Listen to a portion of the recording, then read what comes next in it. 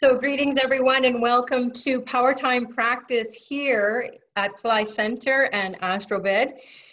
It is the 3rd of March 2018 and my name is Sucharita and welcome to everyone who's joining for the first time and those of you who have been joining these calls from week to week since we started on Saturdays, and the carryover of everyone who transitioned from Sundays with Sucharita over to this Power Time slot. Welcome to all of you as well. And we are going to get into a practice very shortly because it's a matter of time. So this week ahead, we have, starting tomorrow, is the 4th waning moon. And the 4th waning moon is a time period where we can bust through obstacles. So if we haven't been able to, or everything's just been coming to the surface and we're so irritated or agitated, or we have obstacles and we're working on them, but we don't want to wait anymore. We are impatient and we just need some divine intervention or higher intelligence. So in the Hindu mythology, there is a god. His name is Ganesha, and he removes obstacles. He's an elephant-headed being. He has a pot belly, and he rides a mouse. And for most of us, that might seem a little bit bizarre, but that's okay, because in ancient times, the Vedic seers, when they didn't have internet and they didn't have everything that we have as far as technology goes, to affirm or confirm that these were realities at that time. So they would just be up on these mountaintops and they would be meditating away and they would be saying, you know, there's got to be a higher power out there to help the people in my village because we don't have any crops, there's a drought, people are suffering, they're having diseases, there's challenges, everybody's breaking down in interpersonal relationships, families are falling apart. What do we do? We're trying everything, but we just don't know what to do. So out of the sky came this apparition, this being called Ganesha. And then he told the story to these sages or these ancient seers who could look into the stars and see all these things. And then he told him how to remove obstacles. So he's the first one who came. And then fast forward to now and everywhere in between from that point, there have been so many stories across cultures that resemble this archetype, and maybe not in appearance, but his ability. So just like all of us, we wear different hats. Some of us are mothers, fathers, kids, we are bosses, we are subordinates, we are not working at all, whatever we are doing that. Maybe we're artists, maybe we're doctors, maybe we're lawyers, maybe we're bankers, maybe we're merchants, business people. So we all have different qualities or characteristics that we can tap into, we can use, we can make useful. So it's much like that with these divine beings. They have abilities and they can come and help us when we need it. And they will give us that, that support or that energy to do whatever it is that we need to do, because they're not in the physical form. They're consciousness. So they're particles of light being, they're intelligence, because with more light, you have more intelligence. You brighten up everything. People are attracted to you. They're curious. You're more lively, you're more energetic. And then sparks start to fly and things start to happen. Things get cooking. So just as that happens in our interpersonal relationship with each other and also with these divine beings, it's also at the scientific level, our neurons in our brains fire. So everything is caused by this firing up of energy and consciousness. So consciousness is fire. And so when we are cooking up, when we need to cook something, when we need to make something, we cook it up. And then we create out of that interaction. So those neurons are firing and we create something out of our ideas. We make them to manifest. If we want to cook food, then if we want to have cooked food or warm food, we have to cook it. If we want to make sure that we are, warm in the cold winter here in Canada, then we have to have heat. So we have to have this fire, and fire is consciousness.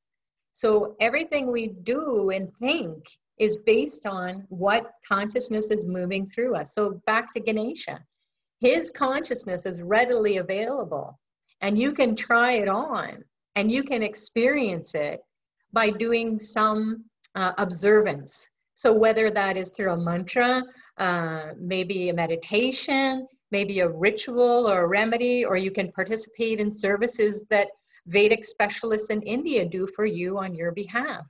So you don't even have to go there. You don't have to jump on a plane and go there. You can just put your name, submit your name and your star, and maybe your family's name and star, and then everyone will benefit from the blessings. Why? Because all these specialists are praying for your soul. So your soul knows what it needs to do. And you, on the other side of the world, you know what you need to do as far as the steps you need to take to rectify your situations. So it's a reciprocal situation going on where you are calling on the divine beings. The divine beings are saying, hey, there's the way to do it. Go do it. Just like if you went to your doctors and your doctor said, hey, you need to follow this protocol. Maybe you need to take some medication. Maybe you need to get some further tests. Maybe you need to go on and see a specialist. But we got to take care of your health. And then at home, you got to do your own things by taking care, maybe changing your lifestyle, maybe eating right, sleeping longer, or you're sleeping more soundly, or you have to resolve the conflict between your relationships because you can't sleep. And you need to, get that health back up. So you need to do what you need to do. The specialist needs to do what the specialist needs to do. And both of you together do this dance of creating a better reality as far as your situation goes. And that's just health. Same with finances. People always come to Dr. Pillai and they say, you told me that if I do this mantra, I'm going to be a millionaire, or I'm going to be a billionaire, or I'm going to have finances.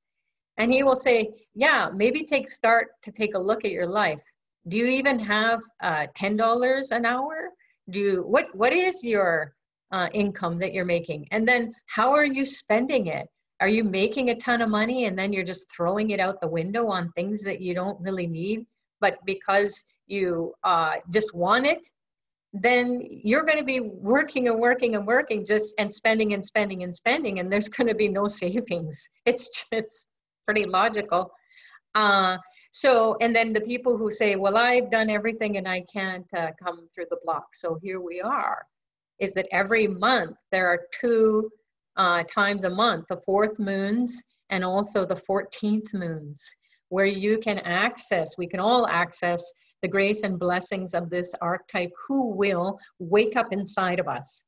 And that energy is down at the base of the spine around the tailbone area, and in the pelvis, and then down the legs. So it makes sense that his energy or his intelligence would come alive inside of us down at the lower chakras, the root chakra, the Muladhara chakra in Sanskrit.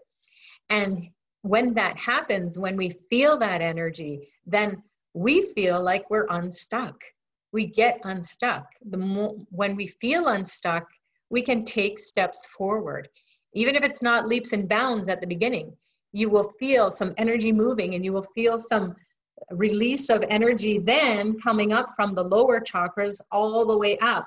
And then where? We'll hit the third eye, the midbrain. That's the doorway to your higher self. All these chakras, these psycho-spiritual centers that align with our spinal cord and the nerve plexuses there, they correspond to our higher self. It's like we create an antenna to connect to divine beings. So internally, we are set up like an antenna so that these divine beings can come in at any point along the way, along this chakra system.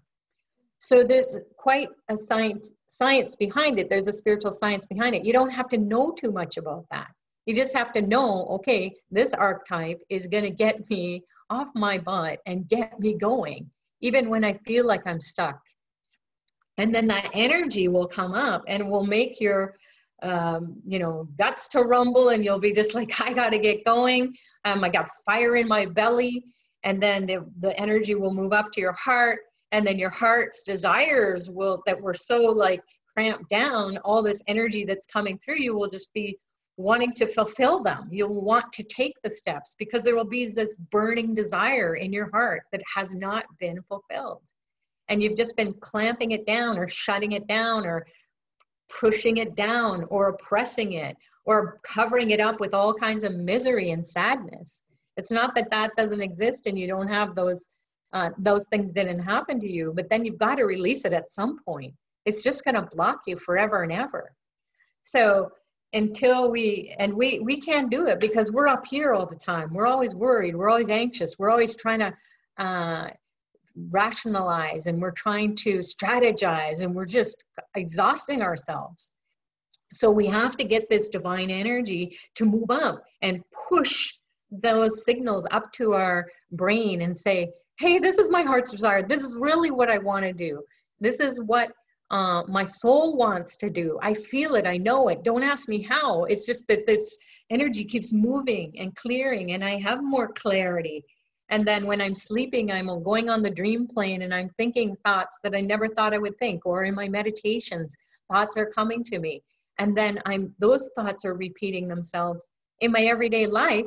And then as we think, so we become.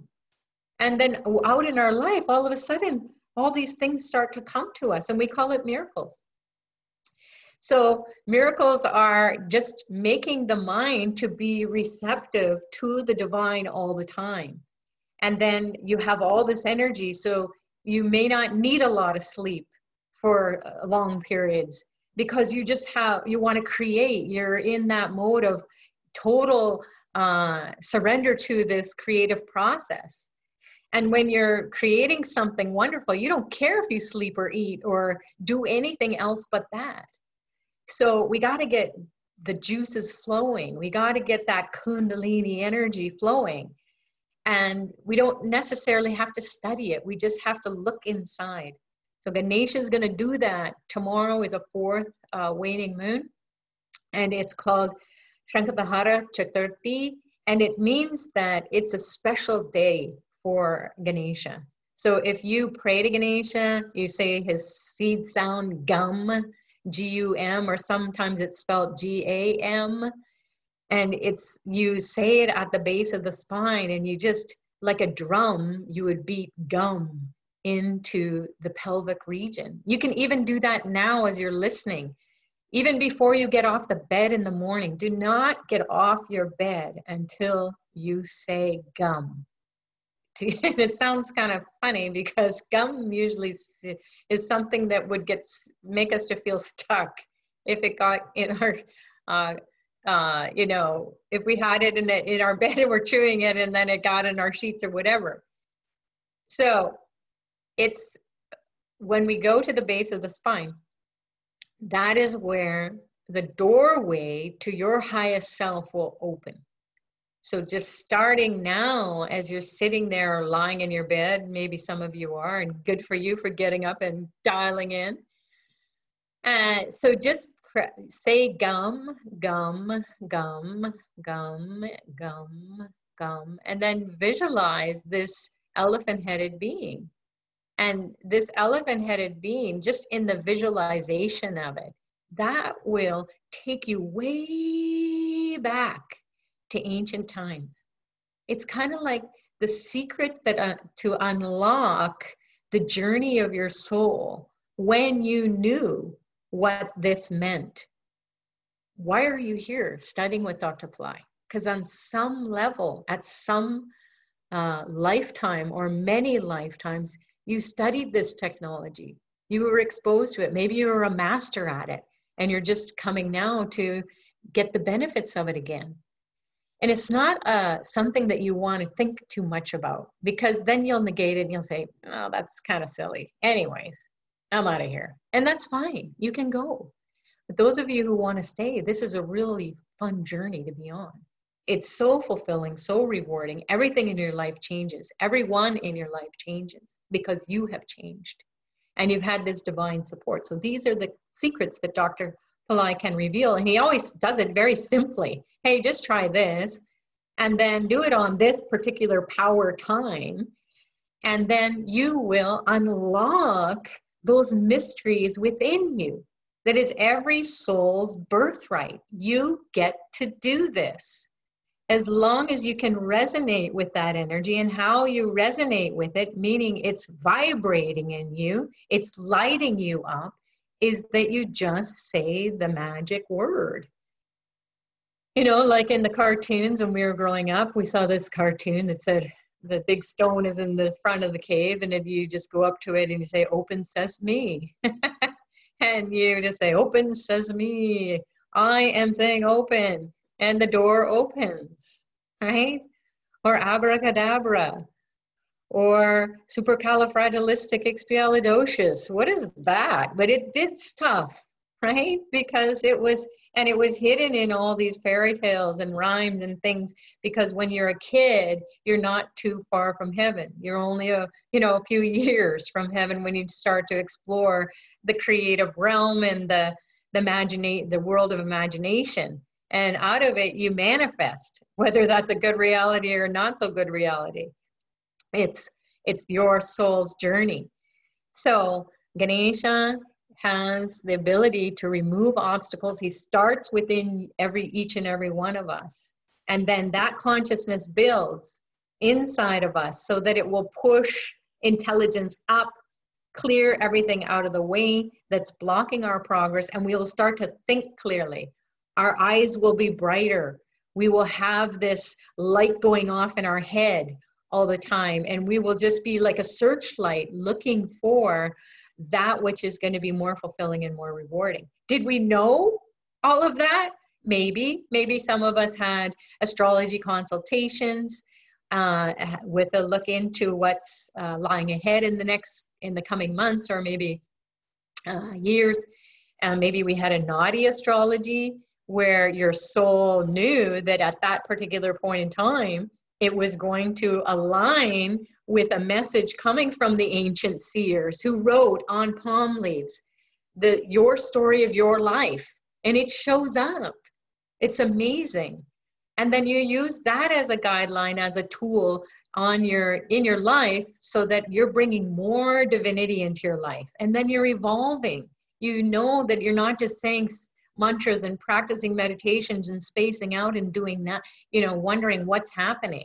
Because if you're just doing that, then you're doing a great service to humanity, but I don't know how your living conditions are. So being on this path with Dr. Pillai, you have a 200% life. You have 100% where you're having a meditation practice or a mantra practice, or you're participating in these high services that they serve your highest at the soul level. So they wake up your soul so it shines bright like a diamond. And you have you're all multifaceted, all these different lights are coming through. And then the lights will create this wave of or aura around you, kind of like the saints and any superstar, celebrity, or world leader. People are starstruck by these people, and they're just like regular everyday people. If they don't have all their makeup and hair done and wearing all these fancy clothes, if you just saw them, they would just be like every one of us. But there's something about them. They were born to rule, and to rule or to be a celebrity, if you look at their charts, they have so much star quality. So we can do that too. We can shine in our lives. And then that light will spill over into everyone in our lives. And that might lead to something bigger. It doesn't really matter, right? Because if the divine is guiding you, you're just trusting that whatever happens is going to be for the highest and best. And you don't really care anyways, because if everyone's all happy and everything's working out and healthy, and everyone has their finances under check, you know, they're not struggling financially, and they're not, you know, there's no disease coming through the lineage, that's a miracle life. So if we can all be that and just take care of that at the level of the soul, and then in our lives, it's spilling over, this energy is spilling over, this intelligence is spilling over. We don't have to say, hey, I'm doing all these things to propitiate these divine beings. You don't have to say a thing. You just be doing you. And then everything else will unfold beautifully. So the divine always takes care. So welcome to this path of being, of remembering, really, of who you are and getting all the tools to access that intelligence and then get started, get going. So Ganesha will do that. And then we have a 6th moon, which is for his brother, Muruga. And there's a special service that's going on at Pillai Center where the 2nd chakra is called the Swastisthana in Sanskrit. And it is located around the belly area, so just below the navel. And then Dr. Pillai also says include the whole abdomen. Why? Because that's our guts. Our gut feeling comes into play in the 2nd chakra, because we know at that level, this is the truth. I can think all I want. Somebody can tell me, but I feel it in my gut. And something is just not right, or yes, this is it. So what happens, according to Dr. Pillai, is that the 2nd chakra, when it's blocked, then the karma is just so overwhelming. So the karma that has been carried through lifetimes, and you can even see, you know, at the umbilical cord, we're attached to the mother who carries us into each and every lifetime. At not the same mother, but that's how we enter here as a soul. We come through the mother, through the belly. So the soul has some karmas it carries, and that grows during the pregnancy. And then you come out and you go, okay, here I am in this physical unit that's covering the soul. I guess this is the vehicle that I'm going to be driving in life. And then you have these certain karmic tendencies that are going to unfold. Now, it's great if you have great karmic tendencies, but most people have a life of struggle. And that's what the soul wanted. So don't think, oh, poor me. And why is it all about, you know, why does this guy have it better or this girl have it? It's your soul's journey. So, you know, at this point in our evolution and our aging stage, like, we have to stop complaining. We just have to say, okay, the soul was a little bit not prepared, and it's been learning throughout all these years and maybe decades to let go of stuff that is not serving. So how to do that? It's so yucky in my belly. You know, I don't even know what's down there. And it's not just in the physical belly, it's in the subtle body belly. And that is where we want to get to. But sometimes at certain ages, or if you inherit genes that you're going to have challenges with disease, because it starts in the gut. You know, you take something in, you swallow it, and then it's in your gut. The bug is there. And then that creates a spiral of activities that tell the rest of the cells in the body, hey, this poison's coming through, can't process it out. And then over time, it creates some bad situation in the cells. And then they start to say, oh man, I'm not really at ease with this anymore. I'm in disease. And then through our genes, we inherit maybe cancer or heart problems or some biological dysfunction that the organs just can't take it anymore. And then also, it's not just in our guts, the blood goes into the bones and into the skin and the joints, and then we say, oh, well, it's just the aging process. You can say, okay, well, that's how it's all going to roll out. Everybody else is going through that. Or you can say, you know what? No, I'm not going for it. That's a storyline that has been force fed to us because we know something in our gut that is not quite right about aging and also about inheriting diseases when you can do lifestyle changes. And then when that doesn't work, you've got to go to a higher intelligence. So your soul knew, okay, I gotta get this help from this divine being who rules the second chakra. And that is in the belly. Just maybe the pinpoint or landmark is about an inch below the belly button or the navel. And then it's also through the belly. So now as you are listening, go focus your attention on the belly. If you're lying down, put your hand there, maybe both of your hands there. And if you don't feel anything, you got to just send that information from your brain to say, hey, wake up, soul. You gotta give me an indication that you're alive and well in there, and I'm going to do something to take care of whatever is covering you up that's not so intelligent. And then you got to shine through and make me to do things that are going to create a better reality. So Muruga, he carries a veil, and this veil can look like this.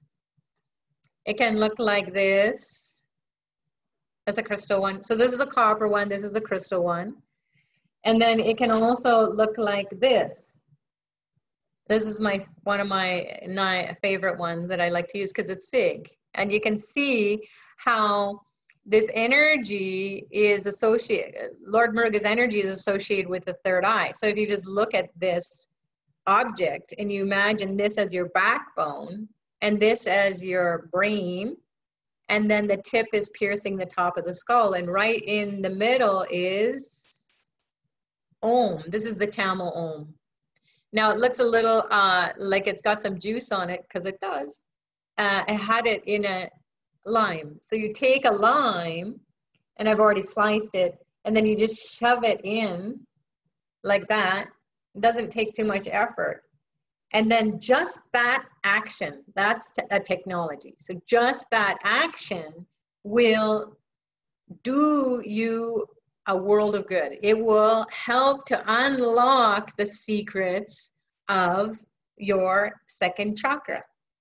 So you can do that on Tuesday, which is a really fabulous day because it is a sixth moon. It's on the waning cycle. A sixth moon is the moon for the party of Muruga. So if you're going and you want to meet someone, you're going to go to their party, you go on a specific date and time, and then that person is going to be there. So the sixth moon, you're going to open the door and you're going to see that divine being who is right at my shoulder here, my right shoulder, above my right shoulder on the mantle. And his energy can get rid of ancient karma. So if you're blocked in your belly and you cannot manifest, and money is also associated with the belly. So if that's not flowing for you, then you've got to call on this divine being, and we'll give the sound to call on it. But first of all, we'll just focus on the light. The light is red. Oh, Ganesha's light was reddish orange. And then, so the next chakra up, his brother is red. So it's kind of like a blood red. And because he is also the overlord of Mars, and Mars is the warrior planet archetype. And he is like, he's going for blood. He is going to just kill all those demon forces. You know, he's going to kill anger, frustration, depression, guilt, anxiety, poverty consciousness. He wants to just kill all that inside of us that we carried from many lifetimes, and it's in our belly, and we got to get rid of it. Survival anxiety is in that first and second chakra area. So we have to call on these higher intelligent beings to unblock that. Get it out of the way. That's a bad storyline. And then Vishaka star is a star for Lord Murugan. And it also happens to be on a Tuesday, which is the day that rules Mars. And then the overlord for Mars is Lord Murugan. So 6th moon, Vishaka star, Tuesday. And it's also going to be spilling over into Wednesday, at least here in the West, using the US calendar. In Eastern Standard Time, let's just say that, because we're here in Canada and we are in Eastern Standard Time as well. So, at least in Toronto. And the Mars is going to be entering Sagittarius. So Mars, again, the energy of Mars is going to be very strong and during this week. So you're going to feel all this courage, and you're going to feel very brave and you're going to want to just get going. You'll have the willpower will come and make you to do the things that you need to do. You'll get physical, because you don't say, okay, soldier, get in there now and go kill those bad guys. You know, soldiers like just say, get going or go, or, you know, while their signals at this, they don't hesitate at all. They just make the thing to happen, and they're in and out, you know. So this is how we have to be in life. We have to seize those moments, just get enough courage to go do that thing, and then build on those little successes. It doesn't have to be a huge thing. Just if you have financial problems, go to your bank, go and talk to your family, go to some community support, or take a course. Find out where you're messing up with it. Do something in your life so this divine being can pour through you and make this to get resolved. Get your debts, your karmic debts, resolved now, through the grace and blessings of Lord Murugan. And Lord Murugan, he's like a no-nonsense guy. This Tirchendur, we talked a little bit about it last week, I think. And Dr. Pillai has a video on it, a very short video clip on Pillai Center. You can, or Astroved maybe, you can click on that and just get his talk on it. And he exactly said this. I took some notes. And he said, so you have to meditate on that second chakra on Tuesday. So please put that in your calendar now, or put it in your phone now before you forget. And stick a reminder. And you don't have to do it for very long. You just have to meditate, meaning focus. Meditation is a stream of focused, you're concentrating, this flow of energy is going through you. It's not all like, you know, it's not like that at all. You're in life right now. Right now you're focused. Right now you've got probably a lot going on, but you're on this call. You're saying, okay, I need some food for my soul. I need food for thought that is going to help me to manifest a better reality. So Tuesdays, Mars Horus, 6th moon, Kritika star, Vishaka star. The body location is in the 2nd chakra. You're going to meditate on it, and we're going to give you a sound that you can call on Lord Murugan. And it will just be his name. Simple. It's so easy. So you're just going to say Muruga, Muruga, Muruga, Muruga, Muruga, Muruga, Muruga, Muruga, Muruga. And you just look, the sound, more. I want more. I want more to my life. Muruga, Muruga, Muruga, Muruga. And ga is a sound. Ka and ga are the sound for material creation, for manifestation. So these are the secrets. These are the key words, the open sesame or abracadabra. This is the word that says, hey, 2nd chakra, get going and spin out anything that is blocking my progress, that's karmic, and I don't even know what it is because my brain's not down there. My brain's up here and I can't see down there. But when you go into your meditation or you focus your attention there, you say the sound, you know this divine being is going to help you. This Tiruchendur, this is a picture of him. And you can see this temple is at an ocean.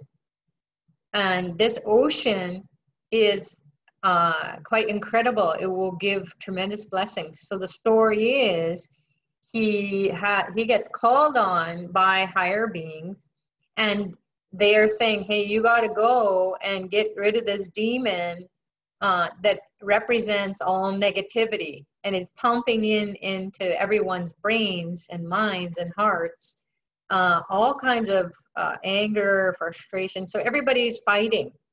So that's not going to work out. So this temple wasn't there at that time. Nothing was there, just the beach and this ocean. And this bad dude comes, and they have a big, huge fight. It goes on, and finally, Lord Muruga wins over.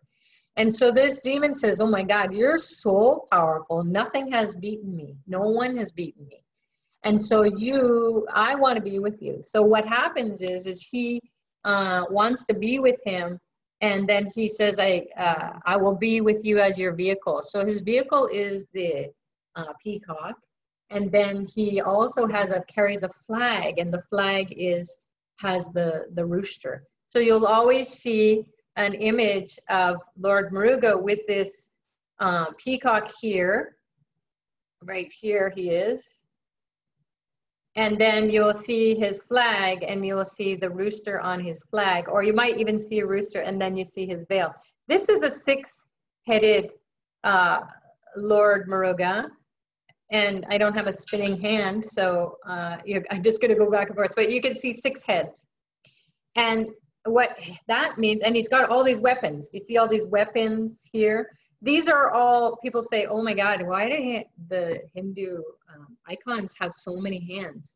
Because they can do so many things. So that's how they get represented in a statue form, is that you can have a statue, but you don't know all the qualities or characteristics. So all these different weapons, they represent different qualities, just like we would have the ability to do the various things in our life if we were handy people and could have all these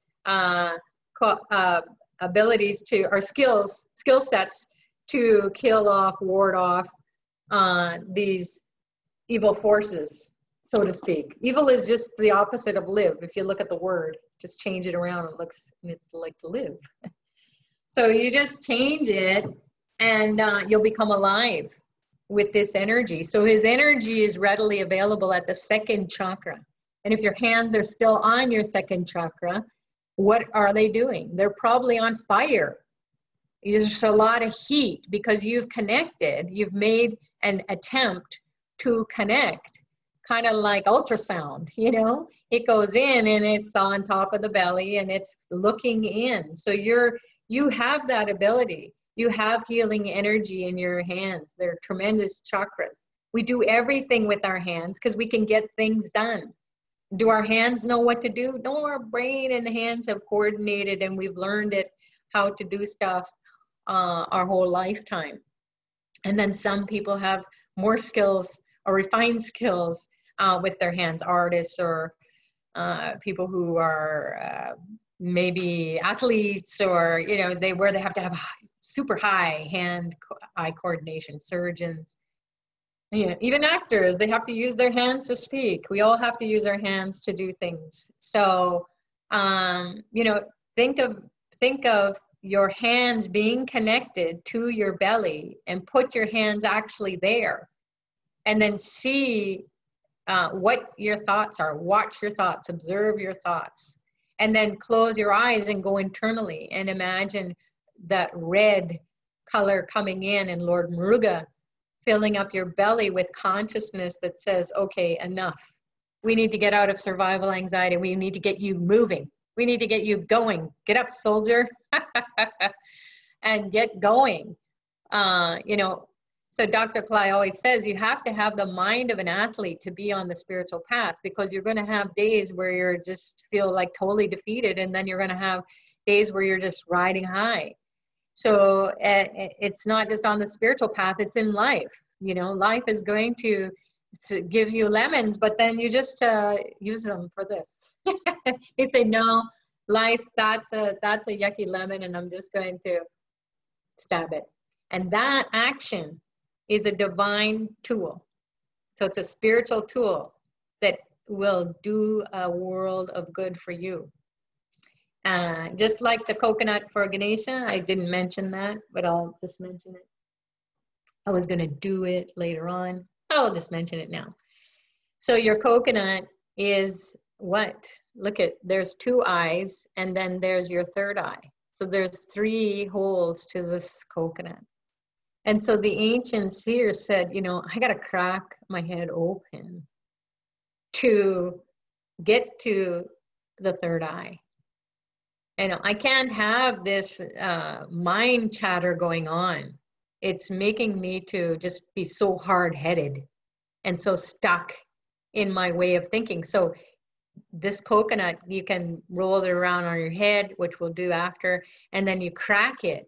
And cracking it is like you're asking Ganesha, this is a sacrifice. And you're just saying, instead of me cracking my own head open or having some surgery to maybe, I don't know, rewire what's going on in there so I'm more intelligent, just take this. And this is going to be you, Ganesha. This represents Ganesha. And he likes it. He says, yeah, use this as the sacrificial tool to absorb all your negativity, all your blocks, put it in there, and then smash it. And then go about your everyday life. But in the smashing of it, my God, you feel tremendous release. You just feel like, holy cow, that was worth the $2. That's how much they are now. Here, even more, but I managed to get them for about $2. And it's worth it. If you can have health and well-being every day, smash a coconut every day, or when you're really, you know, struggling to have energy or to be able to do whatever it is that you need to do, because there's obstacles everywhere. Even though you're all happy, maybe there's obstacles in your work or obstacles in your interpersonal relationships or with your kids, wife, husband, all those important people in your life, and you just are so tired of it. It's just you can't do it anymore. And just take the coconut, smash it. Take another one, smash it, take another one. And Ashurveda offers 108 or 1008. Please correct me if I'm wrong, someone, if you're on Ashurveda right now. Just go to the coconuts smashing and let us know on the chat. It's called Emergency Karma Clinic. And it just says, get rid of your karma, smash it. So you can participate in that. So back to his brother, Ganesha's brother, Lord Muruga. We want to call on him to get rid of long-standing chronic issues relating to health, relating to your interpersonal relationships. If you're married or you have a life partner or significant other, and you are just, you know, you're just hanging out together. It's not a happy camper situation.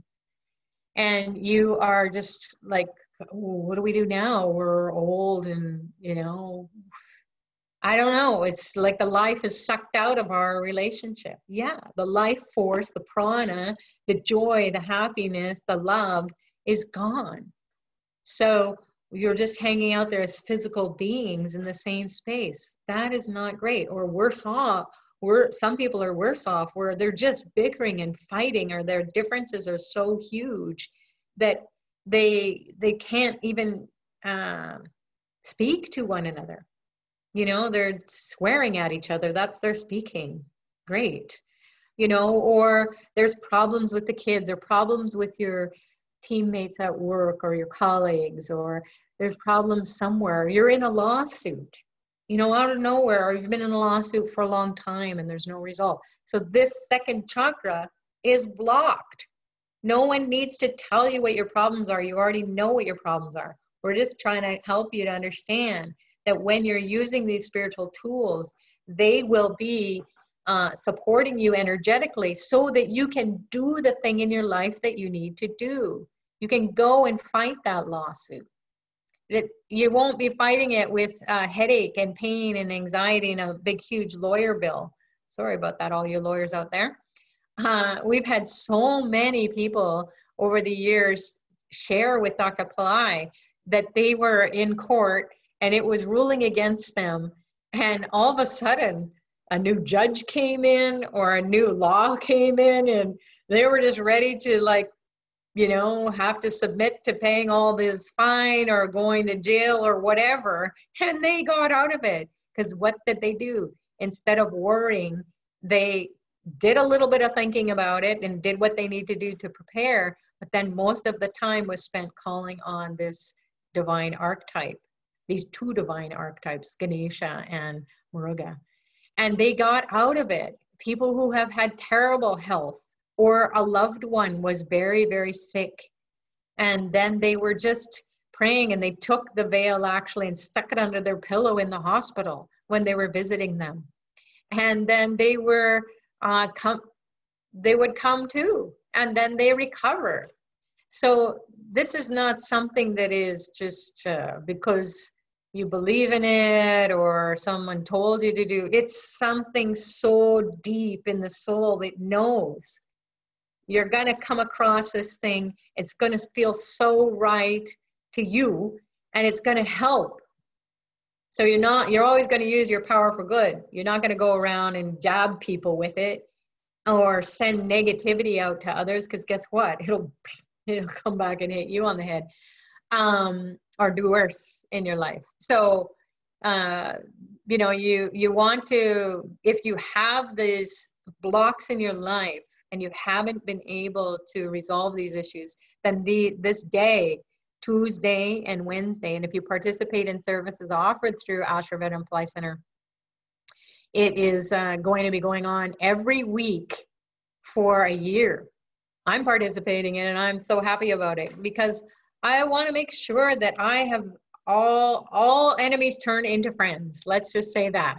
Hidden enemies, or people who are, you know, maybe, I don't know what they're doing, but there's blocking the progress or blocking some place in my life. And it's not because they want to, it's because my soul said, hey, create some obstacles in life. Don't make it too easy. And then at this age and stage, I go, okay, let's make it real easy. We don't have much time. So participating in all these services, we're not only doing it for ourselves, but collectively, when we sponsor these ongoing remedies, the whole world is benefiting. Why? Because we're calling more and more of this higher intelligence into the earth plane. And then collectively, we're going to burst through that level of consciousness that says, oh, we're all going to be in debt. The whole world is in debt. Every country is in debt. So we are in debt consciousness. So that has to end. That's a bad storyline. And it only is because we're only going by our human limited thinking, that there's only a certain percentage, which is very small. I think it's about 1% or maybe less than 1% of the whole world's population has control over the finances. But we won't get into politics and finances for the whole world because that's someone else's karma. And here we are just trying to navigate our own. So, you know, mind our own fabulous business. That's what we'll do. And but what I'm saying is that no wonder you feel the way you feel. It's not necessarily your fault, but you have to do something about it. You can't just surrender to it. You have to just create a way out. And the more creative juices that get flowing, and we connect the dots with everyone who calls on these archetypes every Tuesday, if you participate. And even if you don't, if you can't afford it, God only knows what you can do. But every Tuesday, tune in and get your lime out, shove that veil in there. If you don't have a veil, you can buy one on Astroved or Pillai Center. And if you can't get one there, then you can maybe go to an Indian puja store or go online and get one. I think they are offered at Pillai Center Academy, and the reason I'm sharing to get it from there is because it's empowered. They've been empowered, and they will continue to be empowered for everyone to be able to have them in your car. If you're a real estate agent, this is great time. This whole year is going to be awesome for you. So you got to get out there and you got to do your business, but you're going to have a lot of energy, a lot of strength, a lot of courage to go out and meet the people and help them to make the biggest purchase of their whole life. A house or a building, property is the biggest purchase of one's life. And even after they leave, it causes a lot of challenges as an inheritance property, right? So being a real estate agent, you have a big service to humanity to fulfill. You've got to help a lot of people be happy in their life. And it's the biggest ticket that will make them to either feel like they have made a mistake and they're going to be diving into debt, or they're going to be so happy and this is a great investment. So not because they're going to make a lot of money, maybe they will, but because they're going to live in a beautiful home and they're going to raise their family, or they're going to downsize, or whatever they're going to do, or they're going to start up their business in that building. So all you real estate agents, get out there and get the blessings of Lord Muruga behind you. And then also people who are in technology. Mars is an energy that, along with Mercury, the planet Mercury, that helps with technology. So everyone has technology. Everyone's got a phone. Everyone's got a computer. You've got technology. And then you've got a car, you're riding in a car, you're riding in a bus. That's all technology. You got a stove, you've got a fridge. It's all technology. So we want to have high tech to make things to be really smooth in our lives. So we want to get the best technology that we can at any given point in time. We have to understand it as well. So just to have it, if you don't know how it works, and then you're blocked. A lot of people say, oh, I'm just so blocked. Get yourself unblocked with Lord Muruga's energy and grace and blessings. And then business people need that strength, that willpower to get up every day, do your business, and create and interface with people. And generally speaking, customers are not ever satisfied. It seems like when you satisfy them, they just want more. So that will give you the will and the strength and the energy to satisfy your customers, grow your customer base. Don't think this small. Get out of the box and expand and grow. It's not to say that every business should do that, but you'll have that energy in you.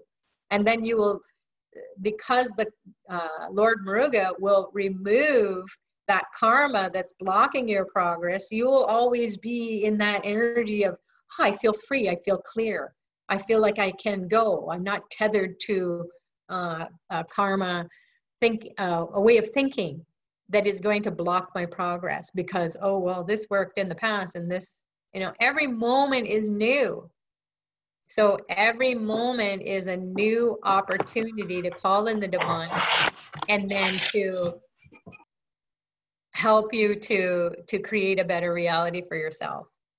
So, and then surgeons or healers, because surgeons, they cut, and the energy of Mars is to cut things. Kritika star is to cut things. So, sorry, someone just keeps coming on. I'm trying to mute them. Okay, so make sure you're muted, everyone. Please. So surgeons or healers, anyone who is in the healing industry, nutrition, health, physical things like athletes or athletics. You might even yourself want to get out and join some gym or yoga studio or get on a walking, to get out walking or get into a community of people who want to be doing something physical, being outdoors. So whatever Mars is going to be acting through your filter of who you are, allow it to come through. Those are just some of the occupations or the career paths, or, you know, even students. You have to have a lot of energy to go out and get those good grades. You can't, when you fail on a test or you fail a course, you just say, forget about it. I'm going to retake it and study harder. You won't say, oh my God, I'm dumb and all this stuff. That's just talk.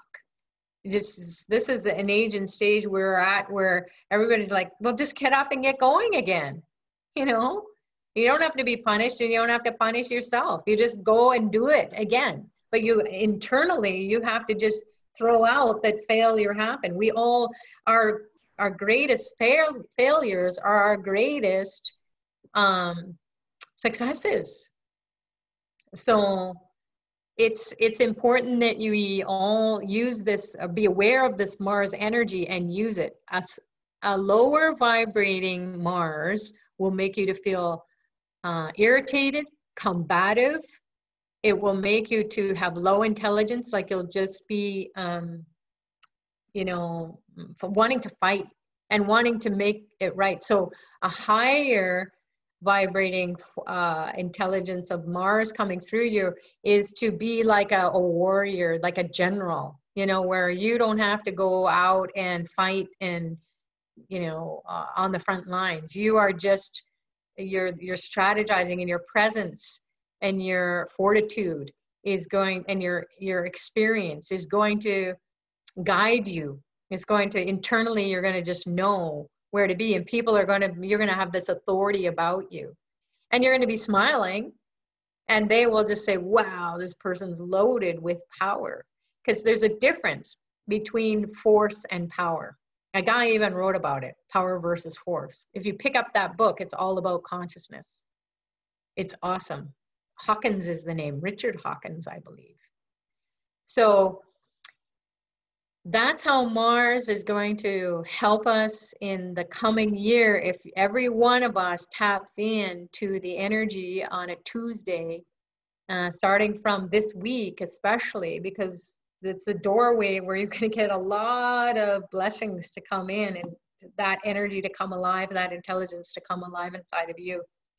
And then Mars, because it's going into Sagittarius, it's going to be going into a fire sign. So Sagittarius is always looking up. He's got the arrow, and he's looking up to the heavens, and then he's shooting for the stars.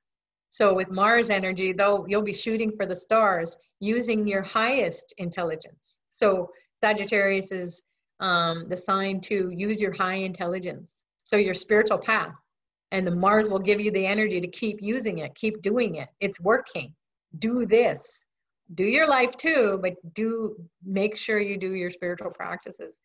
And then Jupiter, who owns Sagittarius, he's going to be going retrograde into Libra. Now, Libra is the sign where it's the scales of balance, the scales of justice. So whatever is out of balance in your life, Jupiter is going to go revisit that.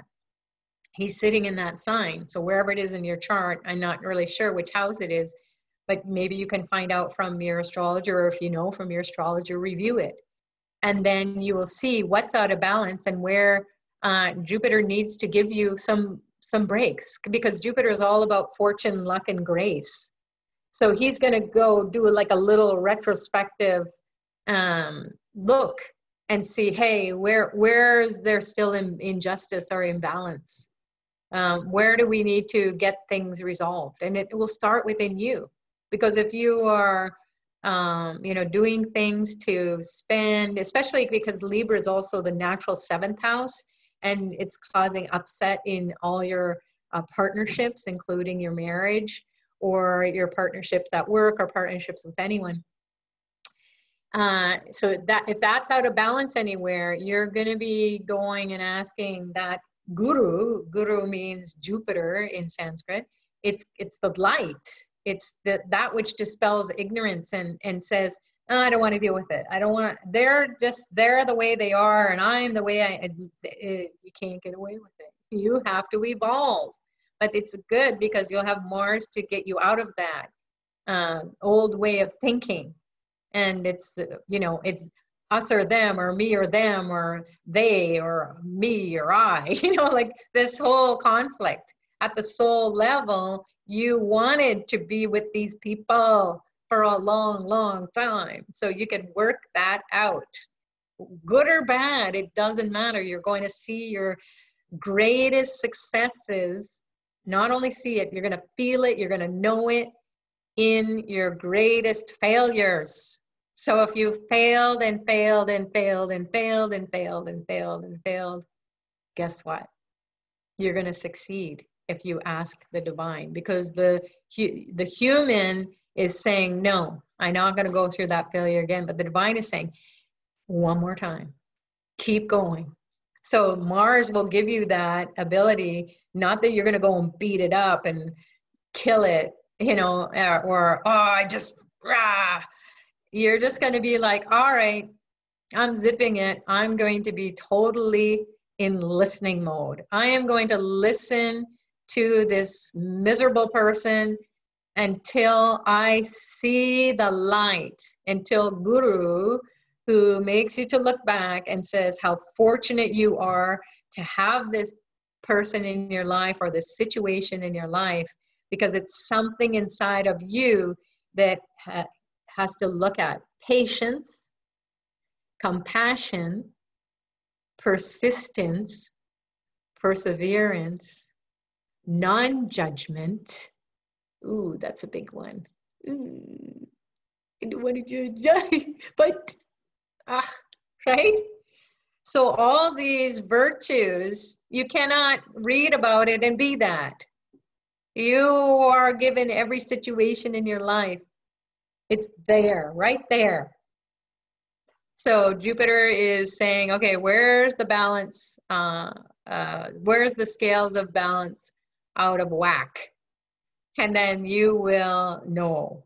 And then if it's just too harsh, then you've got to meditate on that. And you got to go deep into your heart and into your memory bank and get the grace and the blessings to remove that deep-seated memory or deep-seated block. It's a congested energy, and you can't give it a head fake anymore. And you can't repress it, because guess what happens? You push it down, push it down, push it down, push it down, and pop, pressure cooker, right? Then melodrama, crisis, we're all really great actors and actresses. These souls of ours really wants us to have some drama going on. But then after a while you say, okay, yeah, you want some drama going on, but I want to do something that's serving way more than this little storyline. But we've got to master this little storyline before we can do it on a bigger scale. And it's a breathing in and out process. So you don't master this and then that's over. Okay, now I'm going to go to a bigger stage. No, wherever you go, there you are. So it's going to be breathing in and out. Even if you have a challenge with your spouse or your father, your mother, your brother, your sister, your kids, whatever, you're going to see them show up. Where? And you're far away from them. Or maybe they're passed on. They're not even here. They're dead. How are they going to show up? Your genes are going to get triggered. How? Oh, they'll be at your workplace. They'll be at the grocery store. They'll be in the playground. They'll be at your kid's school. They'll be everywhere. So that energy will come in and you will get triggered by them and you'll say, oh my God, she's just like my mother. Oh my God, she's just like my father, or he's just like my father, or she could be just like your father. So it's the qualities that are going to get, those memories are going to get triggered by those qualities that other people have. And you'll be just like, oh, I have some unresolved issues. And it's showing up everywhere, no matter how far I try to run from my gene pool. Because we also have a spiritual gene pool, not just inherited from our biological gene pool. We have a spiritual gene pool because we are souls underneath all this layering. So it gets quite complicated. That's why people say, I'm doing all these things and my karma is not going away. Hello, you're a multi-level being. You're multifaceted. You're multidimensional. You can't figure yourself out. So you need a higher intelligence to help you to navigate this pretty complex unit. But just like a car or any high tech, maybe your computer, you know, you just start working on it, and you don't have to know all the nuts and bolts of it. You just have to know that, okay, I got to check it up. I got to know these specific things about it. I got to be safe using it. I have to understand that maybe I need to read about it, or I need to get help from those who have that education, or they can give the instructions on how to use it, can give tutorial, they can give guidance. Here's how you use your car. Here's how you take care of it. You can go on YouTube. Right? So you have this unit called yourself, and it says, oh, this is my personality, but then, you know, you can shift that a little bit. So this whole week is going to be culminating on the energy, or the power times around this week are going to be culminating around the 8th, which is Thursday on this EST calendar. And the 8th moon is on an 8th of the month. And it's when Jupiter is turning retrograde into Libra, which means that this 8th moon is on the waning cycle. And the archetype, or the deity that is associated with the 8th moon, is Kala Bhairava. Kala means time. Bhairava, Bhai means light, and Ra means fire. And then Va means like, make it happen now. So when you call on Kala Bhairava, he constructs time in all galaxies. So he's the one who creates time. Time is thought. Time is karma. Time is power, energy, intelligence, right? So usually we're using our time doing really low vibrating things, like really ignorant things, mundane, wasting time. And when we waste time, what do? We waste money, we waste energy. Because generally speaking, when you have a lot of time on your hands, you go shopping, and what do? You spend. Right? Most people. Or they waste their energy, they don't spend, but then they waste so much time thinking, and then their energy goes down. They worry. They get involved in other people's lives and everybody else's dramas because they have so much time on their hands. And then they mess up because that's not their karma. So mind your own fabulous business. And then get busy paying attention to these power times, and then Kala Bhairava will set your inner clock on how to manufacture time so that it is creating a better reality for you. You're not just paying attention to it. You are feeling it. You're aligning with it. And he's an archetype here who I just happen to have. And he's got this dog. And whenever you see anyone with a dog, they are getting up early in the morning to feed that dog. They have to walk that dog. They have to take care, they got to train it, they got to have it be a protective dog for the protective security for the family. It's got to get along with everyone. So the dog is always associated with this form of Shiva called Kala Bhairava, and you can see around him he's got flames of fire. So he's just burning your thinking, your slow thinking. And then you can see he's got this shape where it's like going up. It's almost like the veil of Muruga, right? It's all these images will impact your brain, your subconscious mind, your subconscious mind field, to tap into the collective unconscious, which is eternal. So these symbols or these archetypes came through when these ancient seers saw them. And then they say, hey, what are you all about? And they said, oh, let me tell you all these. He's got a bunch of tools there. And when we have a call on Kala Bhairava, just for Kala Bhairava, you can actually go on to YouTube and Dr. Pillai will tell you lots of different stories about Kalabhairava and give you meditations and so on to get into miracle consciousness. Why would this guy, give you miracle consciousness? Because he will take you out of your mind. Your mind is a minefield. It's just gonna blow up everywhere if you step on it the wrong way. If thoughts come in and they're explosive, oh my God, your brain is gonna blow up. So he takes you out of time, and then he is located about this far above your head. So if you can imagine, his energy is accessed about that at that point, and so he's up there, and he's going to be creating a force field around you, right? And your energy is going to be coming up to align with that. So when we are doing our spiritual practices, we're not just randomly closing our eyes. We're asking, okay, what am I looking for? Who do I need to call on, and when? Because I'm not sure if they're going to be there. And you're right. They're coming at very powerful times of every week and month or year.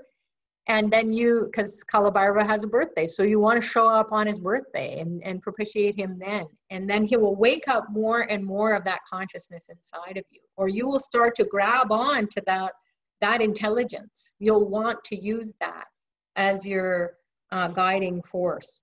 So this week ahead we've got a 4th moon, a 6th moon, we've got an 8th moon, and it's going over the span of the 4th, the 6th, 7th, 8th, maybe the whole week, depending on where you are in the world. So there's going to be a lot of courage, a lot of strength, a lot of willpower, and you're going to do a timeline jump, meaning you're going to get out of slow time, you're going to experience miracles. So it would be great if we can hear from you next week when we come together who had miracles just out of nowhere. It just happened. And miracles don't have to be these huge things like a lotto. That's awesome. But it can be just, wow, I am zipping and I am listening and I am seeing where I have messed up in this karmic relationship. And I am so willing to clean it up. I am so willing to take that on inside of myself and ask the divine, if I can't say, please forgive me, then you need to do it. You need to help me to have the courage to do that. You need to apologize for things that you did to that person that has cut them like a knife. Because truth, it can be truth, but if we use truth and we hurt people, that can never be taken away. Well, can never say never, but if you don't do anything to take the action to take it away, it's going to stay there. And God, are you going to come back and do this another round in another lifetime? Oh, trying to make it better. Oh my God, right? So enough of that. So this is a great week ahead to tap into these archetypes. We know where they're positioned now. And so this is the point of this call where we'll get into a practice where you're going to go deep. And we're going to call on Dr. Pillai because he knows we're doing this power time practice, and he knows all the souls here and those who will be listening later on to the recording. You're going to get that eternal blessing because you're making the effort.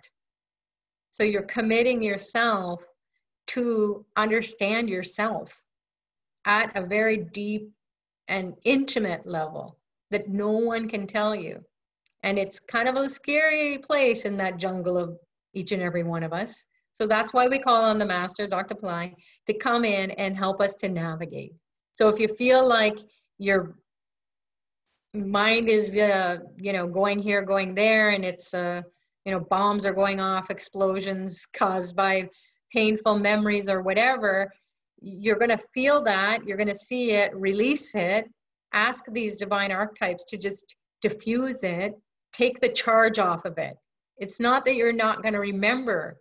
You'll have your memories forever. It's just how charged up they are is is going to determine how you're going to be impacted. So we don't want any charge on it anymore if they're bad memories. If they're good memories, great. But even still, we don't want to live in the past. We want to just know everything's good, everything's balanced. We got Jupiter going retrograde. He's going to see where you can't see. He's going to see your dark spots, your blind spots. Guru means dispeller of darkness. So he's going to, hey, you want this? No, get it out, right? So he's going to pull it out. So like a surgeon, you wouldn't tell the surgeon, okay, now cut here. Okay, do this. Okay, watch out for that blood vessel. No, they got to knock you out. So you might feel knocked out. If you do fall asleep, fine. Just trust that you're going to go on an inner journey and all these archetypes are going to be guiding you. Whether you are aware of it or not, don't try to overthink too much or go down some rabbit hole of a storyline, because that will also take you into more karma on the spiritual level, that you just want to bypass all that. So yeah, okay, that's nice. Okay, keep going higher and higher and higher. Because the idea is that you have some intelligence coming in that is going to guide you this week to pay attention to these days that we've talked about. And we'll share more about. All right, enough of that. Let's tapping into these power times that we shared. And then if you can do the practices that we will discuss in this part of the call, or we discussed some of it in the beginning of the call, just review it. And then on those days, starting tomorrow, Sunday, and then Monday, or sorry, Tuesday, Wednesday, Thursday, at least on the US Eastern Standard Time calendar. You can also go onto Astrovid onto the days and find out when the 4th moon is, when the 6th moon is, and when the 8th moon is this week. And they might be spanning different days depending on where you are in the world.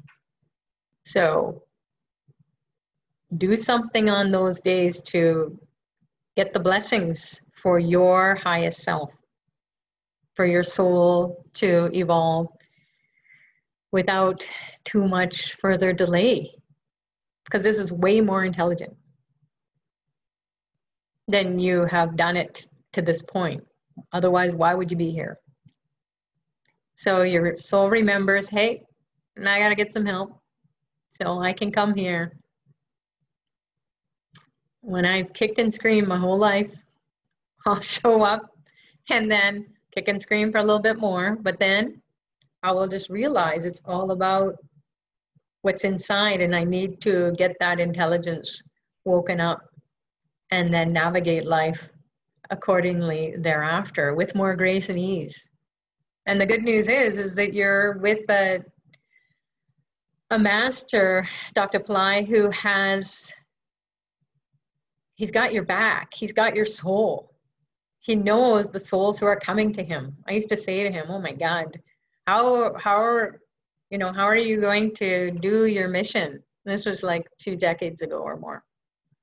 And he would say, I'll tell you as you go along. And I'd say, okay, I'm up for it. I'm up for this adventure because I want heaven on earth. And I couldn't see it in any of the things that I was doing. And I was in university and professional school for so many years and almost a decade. And there were no answers there. Then I was working all the way through, but continued to work, no answers. Heaven on earth was looking pretty meek and like a weakness that was not going to manifest within me. It was so weak. It's just a mini thought. And then I stumbled across Dr. Pillai, and he said, okay, you're done that karma. Now you're going to get on this path of adventure. And I just went for it. I said, this is the highest. And it has been. So fast forward to now, it's having shared all these teachings with other people from around the world, all walks of life, every age, helped people to come out of harms and hurdles and clean up the life so that they can have more fulfilling, more rewarding relationships, better health, better income, just a more positive or optimistic outlook on life. We can fake it till we make it is one of the stepping stones that we, or coping mechanisms that we will engage in. But it's just like in life, you know, we're always faking it. It's not our true self. We're just putting on some hat for some certain period of time and then changing it, putting on another one. So that may be true, that may be a reality, or it's only a rational reality. It makes sense. Okay, we get up and we get our kids off to school, we kiss our husband or wife goodbye, or we don't say anything to them, depending on your karma. And then you're out the door. And then or if you're alone and you don't have anyone around you, well, you're kissing yourself goodbye or hello, or saying miserable things to yourself. So even if you're with somebody or not with somebody, there you are. So you got to deal with that conflict. And then being on this path with Dr. Pillai, he'll make you to keep looking at it until you get it done. No one else is going to do it for you. But just show the way and give you some support along the way. Maybe get into a program or get some remedies done. And then you'll feel these successes. You'll feel this shift in who you are. And then life unfolds in a very unique way because you're just committed to your practice. You're not really sure what's going on, and how you never will be, because that's one guarantee in life: uncertainty. You even if you have the best plans laid out, you can never be sure that they are going to lay out in the way in which you said, this is how it's going to be, this, and this. We all know that. It's not like, whoa, a big surprise. You know, things are always going along, and then what does the divine do? He throws something, or she throws something at us that creates some like, what? Shock. You know, someone dies, we lose our job, someone replaces us, we are in our job, but then they jump higher than us. And it's like, oh man. Or your kid gets sick, your spouse gets sick, you get sick. Hi, who's this? Namaste. Namaste, how are you? Oh, hi. Hi, madam. Namaste, madam. Namaste, madam. You know. Namaste.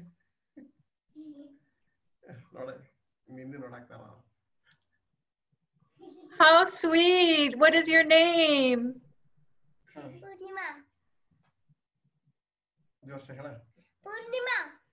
Purnima, like the full moon.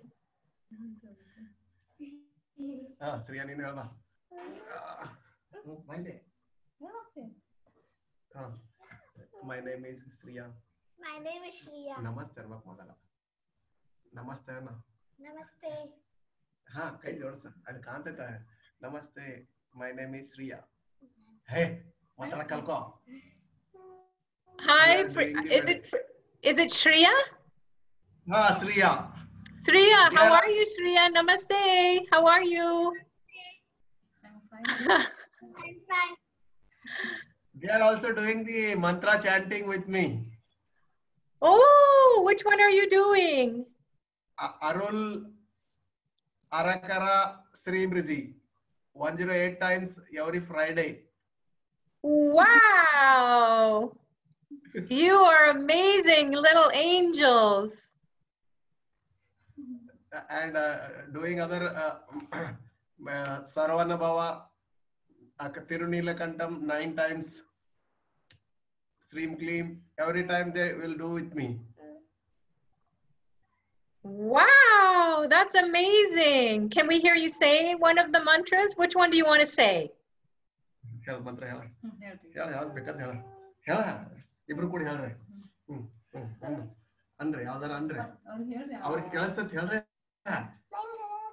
Sarvana Bhava. Andre, Anna. Om Sarvana Bhava. Om Sarvana Bhava. Om Sarvana Bhava. Om Sarvana Bhava. Om Sarvana Bhava. Om Sarana Bhava. Om Sarana Bhava. Next. Om Sarana Bhava. Om Sarana Bhava. That's awesome. That's awesome. Thank you so much for sharing. Anna. Andre matta. Allodala alli antiಗಳು Anna. ಹೇಳ ಅವರೆಲ್ಲ ಕೇಳಾಕ್ತಾರಪ್ಪ ನಿಮ್ಮನ್ನ. Very sweet, Shriya. You're very beautiful. ಒಂದಾಡ್ಸ ಅನ್ನ. Arakara Aruparam Jyoti Srimriji. Can you say them again? Anna. Arakara Aruparam Jyoti Srimriji. Wow, you are super intelligent kids. We are combining 3. Arakara, Arulperum Jyoti, Srimriji, Swaha. 108 times every Friday. Excellent. And how do you feel? Do you feel good? I feel very fine. We can see that. You're shining, you're beaming light. You're so happy and your kids are so happy. They can read and write everything. They can read blind-eyed. Really? Wow. Time. Thank you so much for sharing. You're inspiring us.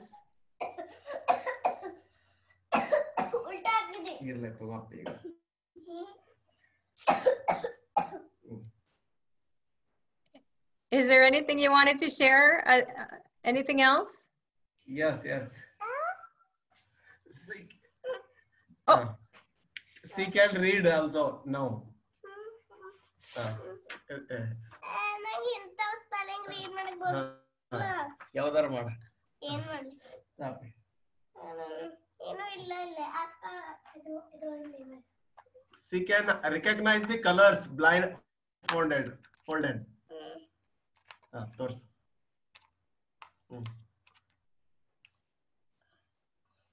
Yellow.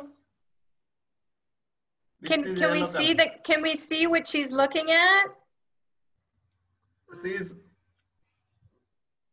blindfolded. Okay, can you show the paper or whatever she's looking at? Can you hold it up? Pencils. Pencils, okay. So how does she do it? She puts her hand on it or how? By touching she can tell the color. Okay. It is yellow. Take a different one. Nee sari ಏನಾಗೋದು ಬಿಡೋದು ಸರಿ.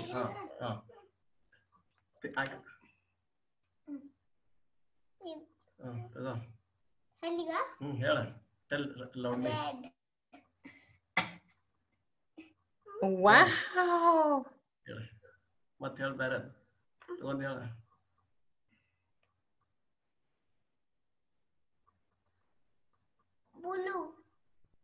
Blue.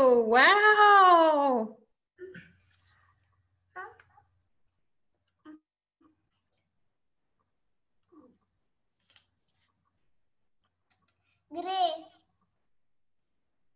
Gray.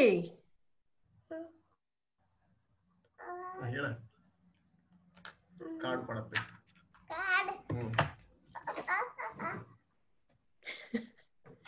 This is amazing, everyone. This kid is one of those super kids where Dr. Pillai was talking about in different videos that he's. I'm going to develop his vision also. I'm planning to extend.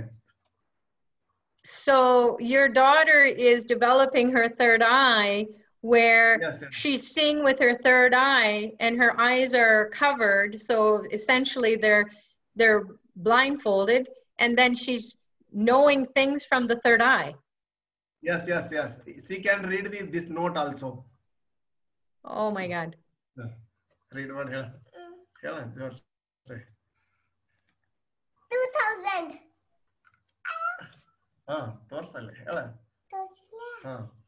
Number read ಮಾಡು. Number ODQ862127. This is a number and this note she can read. Wow. Definitely, you need to send me an email, and I want to find out what's going on with you, and see if we can do. We'll let Dr. Pillai know, and maybe he can give some more instruction or guidance on how you can develop these kids. Yes, yes. She That's can also awesome. That's awesome. Thank you so much for sharing. We don't want to take too much time up for our listeners or our viewers. So, but please be in touch. What's your name again? I am Major Pandappa Sri. I'm an army officer. I'm serving for the country. Oh, fantastic. Can we have a short version of your name? Pandu. Pandu.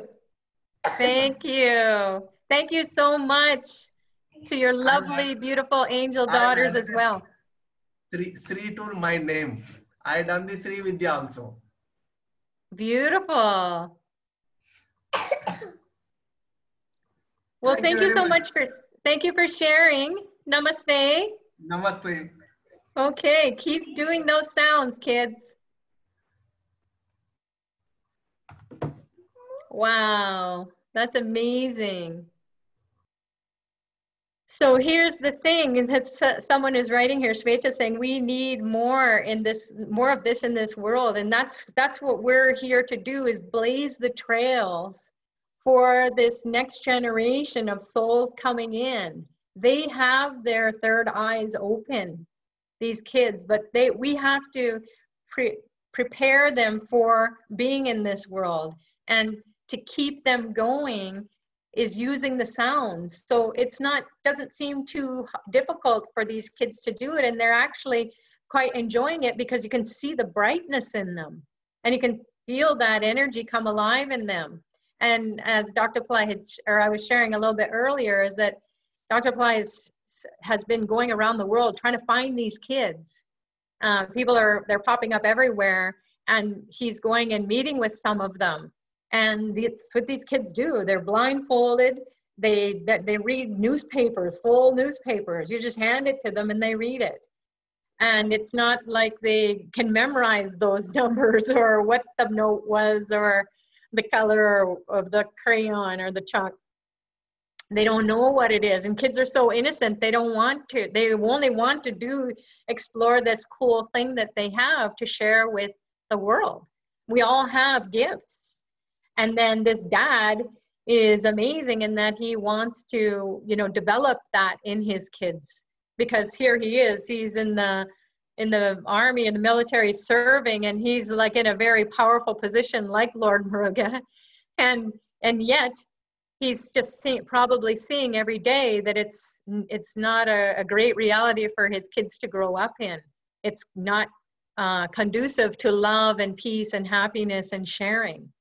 So it's not that we're going to eliminate all bad behavior, but definitely tone it down quite a bit, like dial it down, and then bring in the divine, and then we would see more collaboration, more cooperation, more intelligent behavior going on, because we'd be tapping into the third eye. We could do it without looking. We could do it without knowing.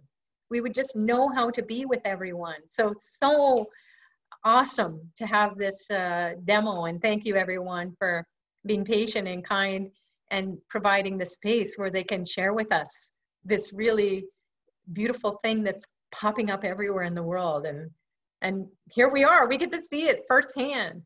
So God bless that family and everybody who has those kinds of kids who are hungry for sounds. They're all saying all kinds of sounds, but give them these power sounds, and they only have to practice them a few times a day, or maybe like this particular gentleman with his kids on a Friday, because it's Venus Day and it's the day for you to really enjoy and have a lot of comfort in your feeling and in your emotions.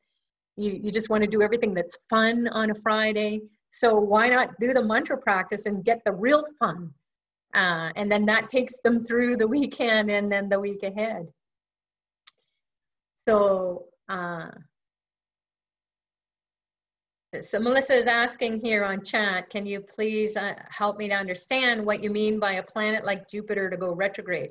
Retrograde just means okay, we're in life, we're going ahead, we're talking or doing stuff, but in the back of our minds, we're thinking about something that was past, right? So we're thinking about, oh, you know, this is what happened yesterday or this morning or something past. It's already past and it's not cleaned up, or it's giving us some kind of internal cue that it's a disturbance in the force.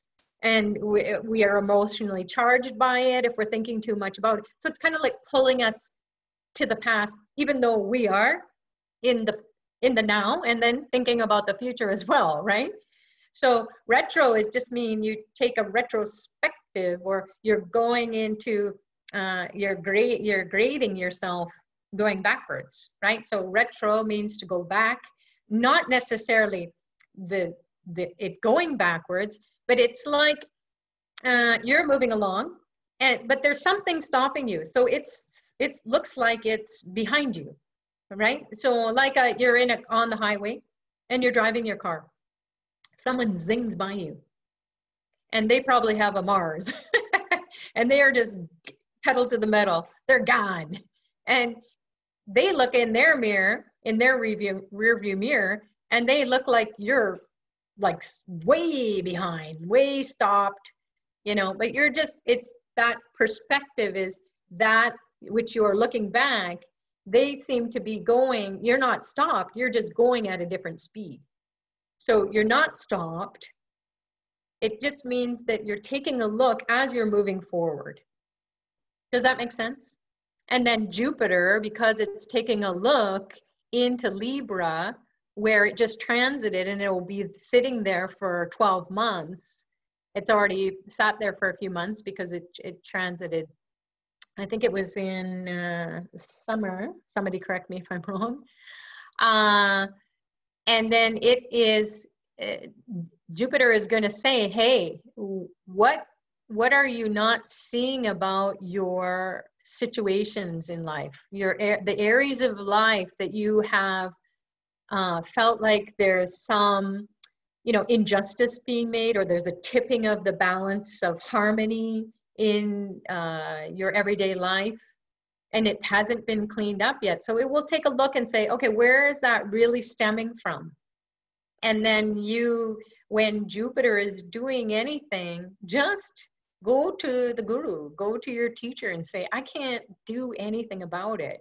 You have a higher intelligence, or you have access to a higher intelligence. It's kind of like you go to a bank and they initially look at your bank account and they go, you don't qualify for a mortgage, you don't qualify for a loan, you don't qualify for anything. So here's your 20 bucks. Good luck. Just go get something to eat. That's their job. That's their intelligence. They have a certain position or intelligence or whatever they have to do. That's what their focus is. It's not that they're being mean to you. That's all they know about what they can do for you. Their hands are tied. So, but if you know that person knows the manager, then they call the manager over and they say, hey, you know what? I know this person. And then you have a conversation. The manager says, well, I can do this, but I can't do this. But then all of a sudden they say, but I know the head of the bank. They're a very good friend of mine, and I think we can do this for you. Let me check on that. So they can go to the guy who's the head of the bank, or the girl, and then you can get everything that you want, right? So that's what it is. When you go to the highest, it's the easiest. So go to the teacher in your meditation, go to Dr. Pillai and just say, I'm doing these mantras, but you got to make me to keep doing it so that I will persist and I will have that energy going in me all the time, and not just going to do it whenever I feel like it and then be miserable for the rest of the time and complain that it's not working, or not do it at all and say, oh, screw this. The master will grab your soul and say, hey, you came here. I'm trying to give you this knowledge.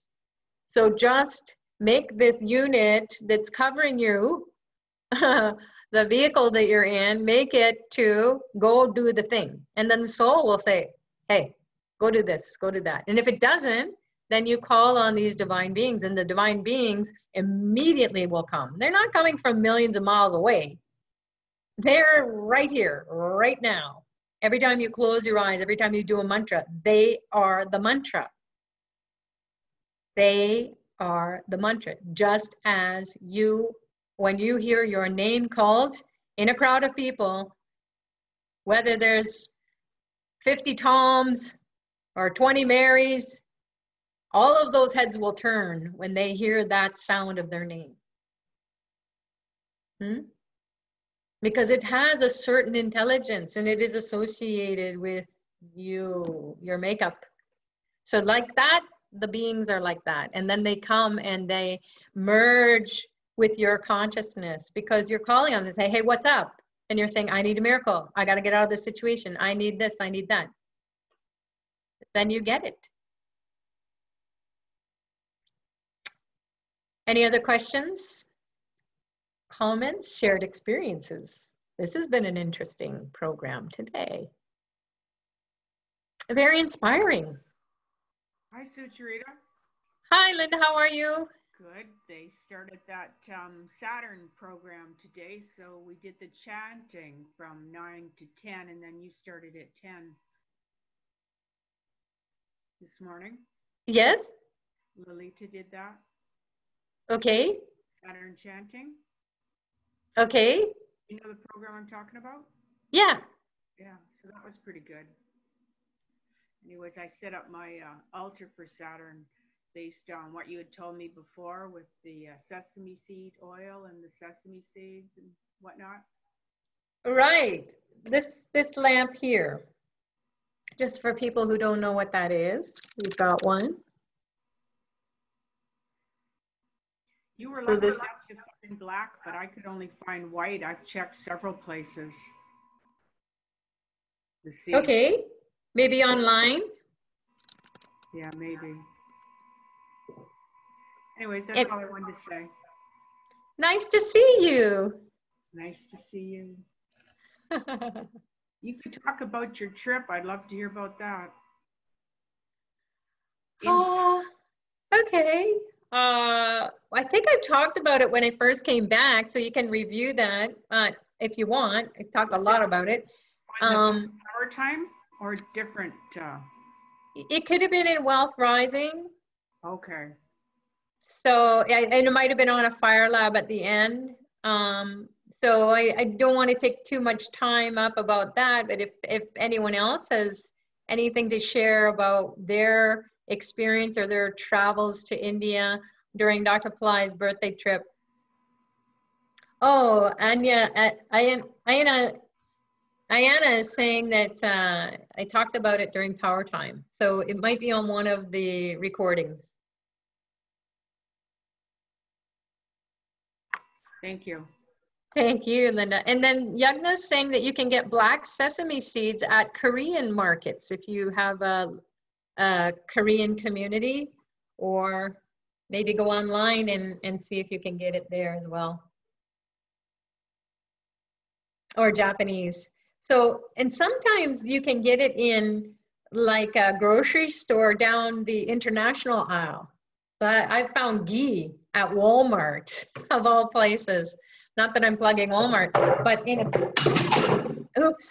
a pinch, I needed some ghee, and then I was just searching everywhere, and I got it at Walmart. So, you know, go to places that you least expected, and trust that you're going to be guided to go check it out, and then get it. So it might be at somewhere like that too.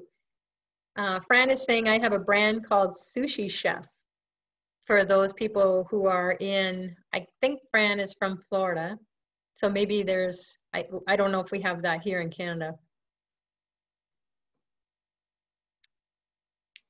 Hi, this is Ayana. Hi, Anna, how are you? Good, thank you. Hello, everyone from calling in from Encinitas, California, which is San Diego. And I want to thank you, Sucharita, and the entire Pillai team for all that you do. I just wanted to share that I'm in the Wealth Rising program, and actually follow this power time pretty regularly. And I've noticed a shift in my consciousness, which is this: I'm not ever worried about money anymore. So I don't get anxiety about it. It's a total different level of excuse me, perception. If when there's a need, I just create it. I ask Babaji and all the beautiful beings that I'm working with to, okay, right now I must have this, and then it comes. I get a new client, and it comes. I am living in on a beautiful estate now, and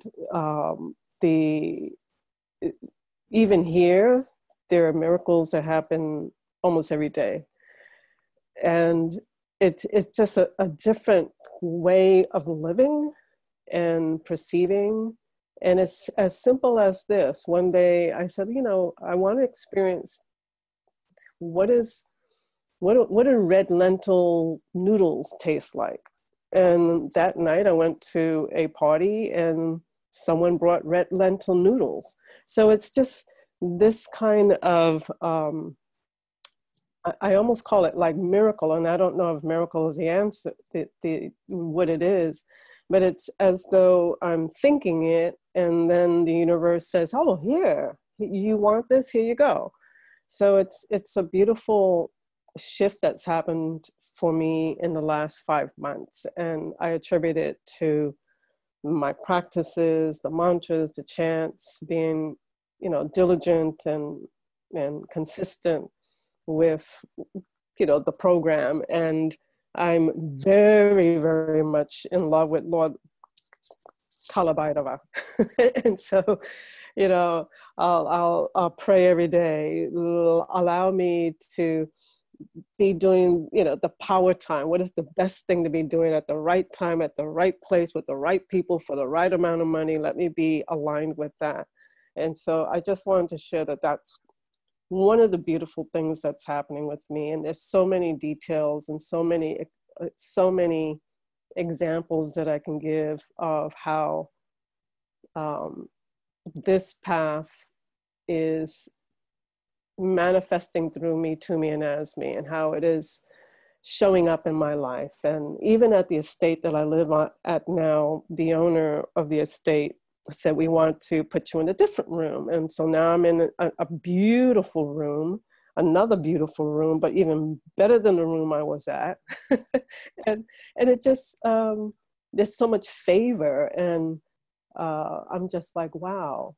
But through all of that and all the physical manifestations of Lakshmi, is that I no longer worry about money. And to have that freedom in my mind allows me to create beautiful new things. So thank you so much for all you do. And I know I still have a long way to go. I know there's still lots of karma to clear up and bring into balance. And it's freeing. It feels very freeing. Whatever that energy is around money and anxiety, it's not there. So it frees up my mind to enjoy other things and create other things. And I want to say thank you to you and to Babaji and Jai Radha and the team. And I'm looking forward to so much more. Thank you. Oh, thank you, Anna. And just to expand a little bit more so people have an idea of, you're saying you have come out of this worry and anxiety. Your situation where you were saying, I have a lot of karma to clean up. What does that mean to you? Like, how does that show up for you so that people can kind of relate to it? Because we can just say that in general, but for you, not that you have to be specific, but just maybe, I don't know, relationships or health. Okay. Well, I just had, how do I say it?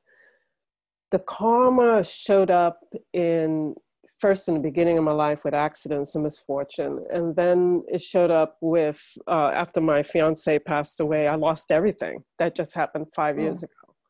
So I was in suicidal grief, and then, you know, slowly began to recoup and, you know, get a new place, you know, experience, you know, getting my business back up and running. And so I was, and I'm still clearing some of the things up from that 5 years of suicidal grief, which devastated my finances and my business. So I still have some karma to clean up, and I'm not worried about it. It's you know, here's another part. When my fiance passed away, not only did I lose my home, but I also lost my temple. And now where I live in this beautiful estate, they're asking me to take care of the temple on the estate. And then yesterday they were asked, I was asked if I would actually take over the care, just literally take over the temple, which I'm not sure if I'm going to do, but it's that kind, and this is a beautiful place, and I don't have to pay rent. What? Wow. And how long have you been studying with Dr. Pillai, doing the teachings? Since the Wealth Rising program began in September. That's it? Yeah. Wow. Yeah. So I'm stunned. I'm just, you know, and then I'm like, you know, no, this is okay. This is what the universe has handed to me. So I went from my partner, my fiance dying suddenly, losing my home and my temple, my business going down the drain, my finance, you know, my mind going to now, here I am in this beautiful estate and being asked to not only care for the temple, but take over the temple. And again, I'm not sure if I'm going to do that, but this is what's happening. Yes. Wow. Yeah. So the divine plan got unlocked when you just used or immersed yourself in Srimbazi, essentially. Oh yeah. And I did, you know, I know you and I had a talk, and I'm planning to still do the Hanuman Das program. and I'm just like, and so I did a lot of what you said, you know, a lot of Theta Nilakantam, a lot, you know, and I invoked Ganesha a lot and broke lots of coconuts and you know, lots of limes, and I felt like I had to do a lot of that. And now I hear Lakshmi, you know, now I'm here, okay, more of the Srimbazi, more of the Srimbazi, more of the Srimbazi. So, and I'm also aware that, you know, that I must maintain this, that not only maintain it, but to continue, even increase the protocols, because, you know, there's still more to go. There's still more beauty and things to create, and still more karma to clear. Yeah, so I wanted to share that. You are so super inspiring, and thank you for sharing. You're welcome. It's awesome. Yeah, and my body used to ache. I was like, I went to Thailand. That's the other thing. I just came back from Thailand, 3 weeks there. I was invited to speak and do healing work there, and even miracles happened there. And before I left, my body was aching. There was like so much ache, and in Thailand, all the aches went. So now my body doesn't hurt anymore. So, yeah, my body doesn't hurt. My mouth doesn't hurt. I'm like, wow, this is pretty amazing. What's happening in me, to me, and through me.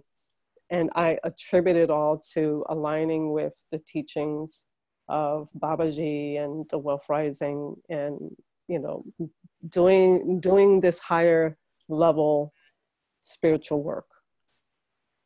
Yeah. Wow. Yeah. Huh. Amazing. Thank you for sharing. And that, I mean, you say, oh, miracles, like a miracle happens I think your whole life is a miracle. It's happening every moment.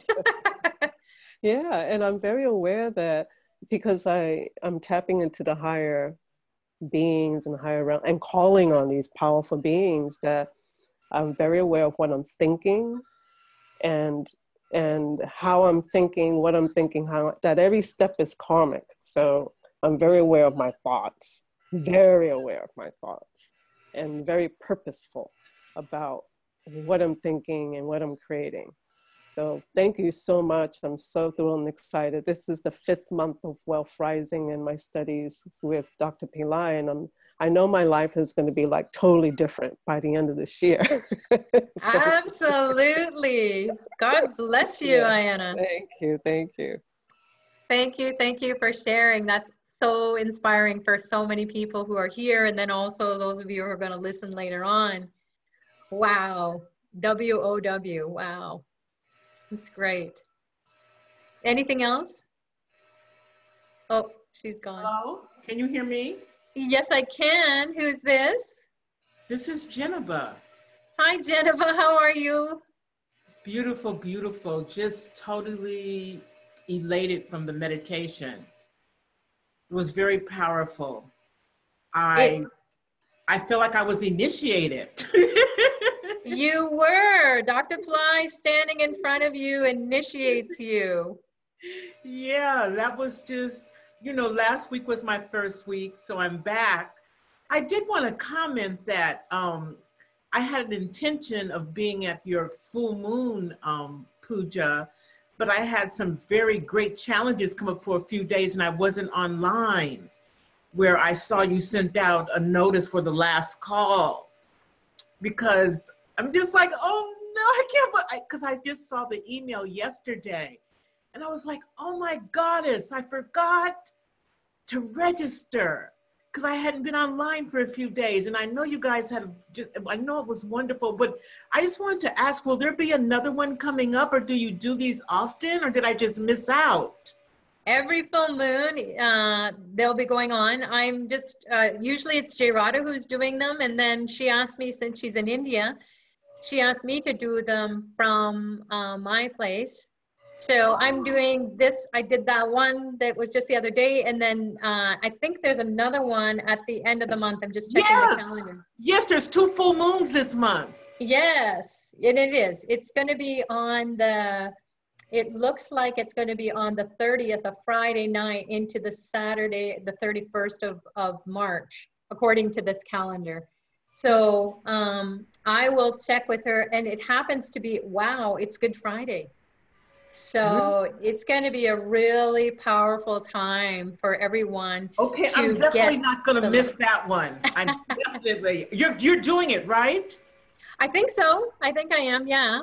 I was curious. Is it possible to still pay for it and get a video of it? We have the March 1st replay. It's already there, and Bhairavi, Judy Angle, she's logged in as Judy Angle. She has put the link there on the chat right here, right now. I don't understand how to do that. Do I just like pay for it and then I can view it? Is that how it goes? No, you can just view it. It's a replay. It's free. You know, when I hear you, I've heard you say before that there's links, and I don't know how to access them. My computer skills aren't that good. Okay, so you're on a computer now? Yes, on my laptop, but it's very old. Yes. Okay, if you just take your cursor, and there should be a bar that comes up at the bottom or at the top maybe. And then you will just see a little thing, a little dialog box, and there's a little icon that's in the word chat. Yes, and you I just see that. Click on it. Okay, yes. And then you just can scroll on the chat, and you'll see the link there, and then you just click on the link. I see that, Judy Angle, to everyone. Okay. Yeah.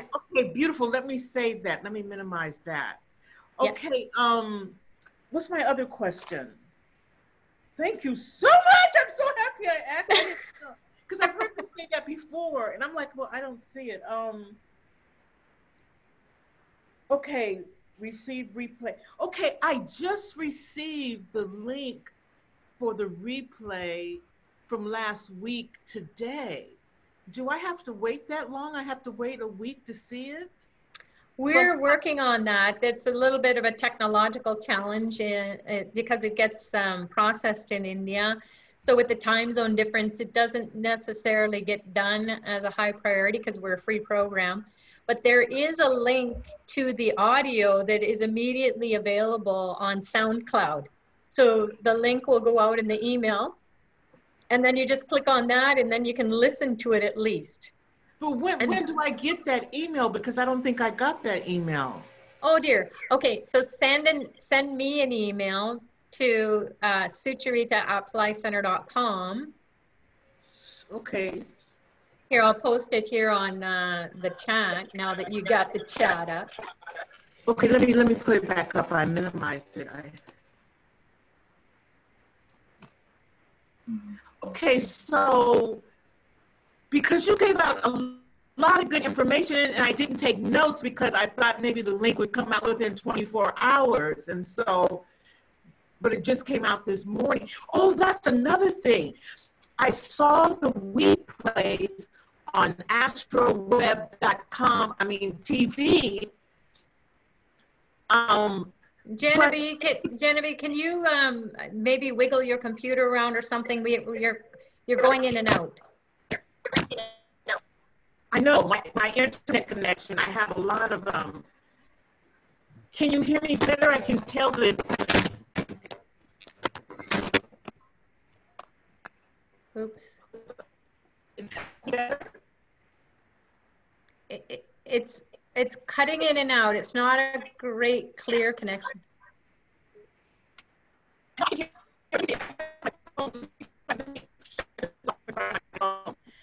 Jennifer, you can call in, or what you could do maybe is you can just post it whatever you're going to share on the chat. You can type it.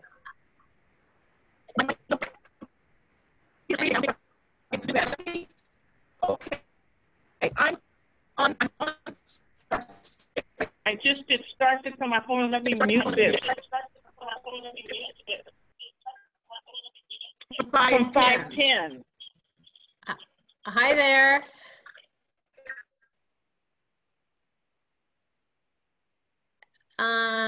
Lalita, do you want to say something? Yeah. Yes. Hi. Hi. How are you this week? I'm much better. I'm much better. Even though things haven't changed that much, but the full moon was really intense for me. And okay. It might have been because I was traveling or whatever, but it was pretty intense. But I'm much better. But I had an incident happen yesterday, and I want to ask you about it because, you know, I'm trying to improve my finances, of course, and I had a statue right next to me, Lakshmi, you know, like I brought her, like usually she's in front of me in a nice safe container, right? And I put her right next to me as if she was right there, okay? And then I took a phone call and somehow she got knocked down on the floor. And I felt so bad. And I wanted to know, what do you do when you know, have a statue that's sacred that, you know, was like, it fell and it like really shocked me, but I'm sure there was some meaning behind it or something. And I wanted to ask you about it. So what happened, Lalita? It fell? It just well, fell? It didn't, like I took a call and I must have moved my hand or something in getting that phone. She was right there, and that's the first time I've had her so close. Do you follow me? And yep. Then she fell on the floor, and then it was like, oh my God, I was like so shocked, and I felt very, I mean, I've been apologizing to her for the whole, like last night, it was a Friday, and you know, I wrapped her up in a nice cloth, and you know, it's like, it was almost like it was like a human being to me, like I did something to that. And then I thought, well, maybe I need to really watch, you know, how sometimes I can be mistreated, and maybe I need to really look not so much as how somebody might mistreat me, but how I need to treat other people. And maybe I didn't treat her with complete respect or, you know, something to that effect. And, you know, just made me really go in a real, like, really go deep in terms of thinking. Do you know what I'm saying? Yeah, and here's the thing. When something like that happens, we think of it as like an omen or a sign, right? It's saying, hey, Wake up. You got to pay attention. Yes, so what does, I'll ask you back. Uh-huh. So these questions.